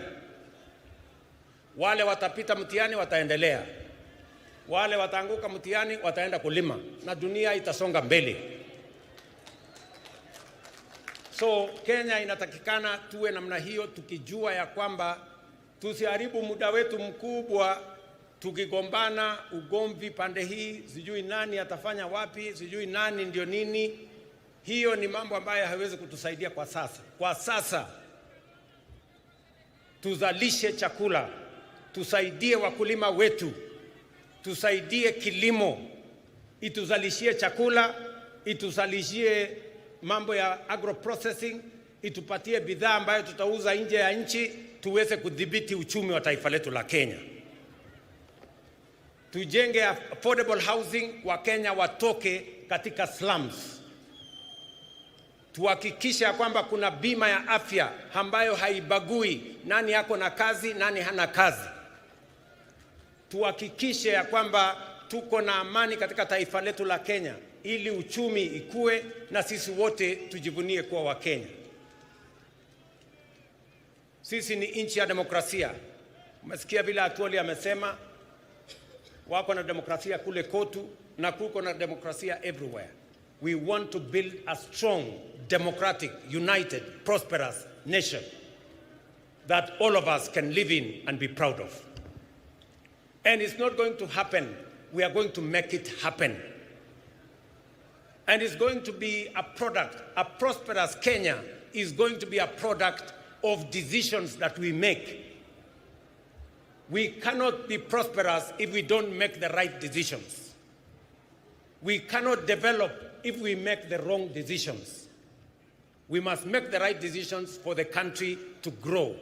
And I want to promise the people of Kenya that I will always make the right decisions to make sure that Kenya makes progress.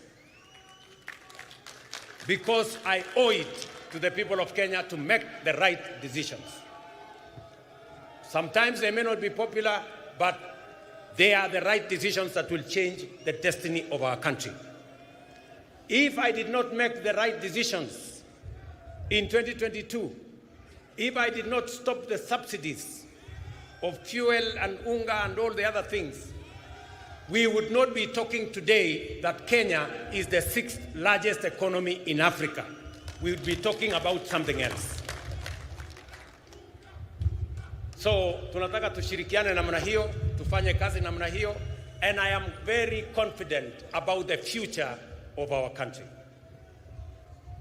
Kenyans, we have the best country that we can have.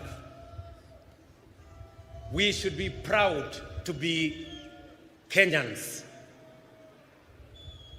And we must do whatever it takes to make this country great. We must avoid convenient decisions that only helps us to mark time on the same spot. We must make the decisions that will make Kenya progress and move forward. And I want to assure you that as long as I'm president, I will make the right decisions that will make this country move forward because I believe in the prosperity of our nation. I want to thank all of you for joining us today in this wonderful celebration of 60 years of KOTU, and to commit to you that we are going to work together as partners in building our nation. I want to say thank you very much, God bless you, and happy Labor Day. Asanteni sana. Tumpongeze rais kwa makofi tafadhali. Naomba tumpongeze rais, na sasa mahali tulipo, kama umeketi, naomba tuweze kusimama ili tumalize kwa wimbo wa taifa. Kama kuna mahali umeketi, tafadhali tusimame sote, tusimame wima, tumalizie kwa wimbo wa taifa.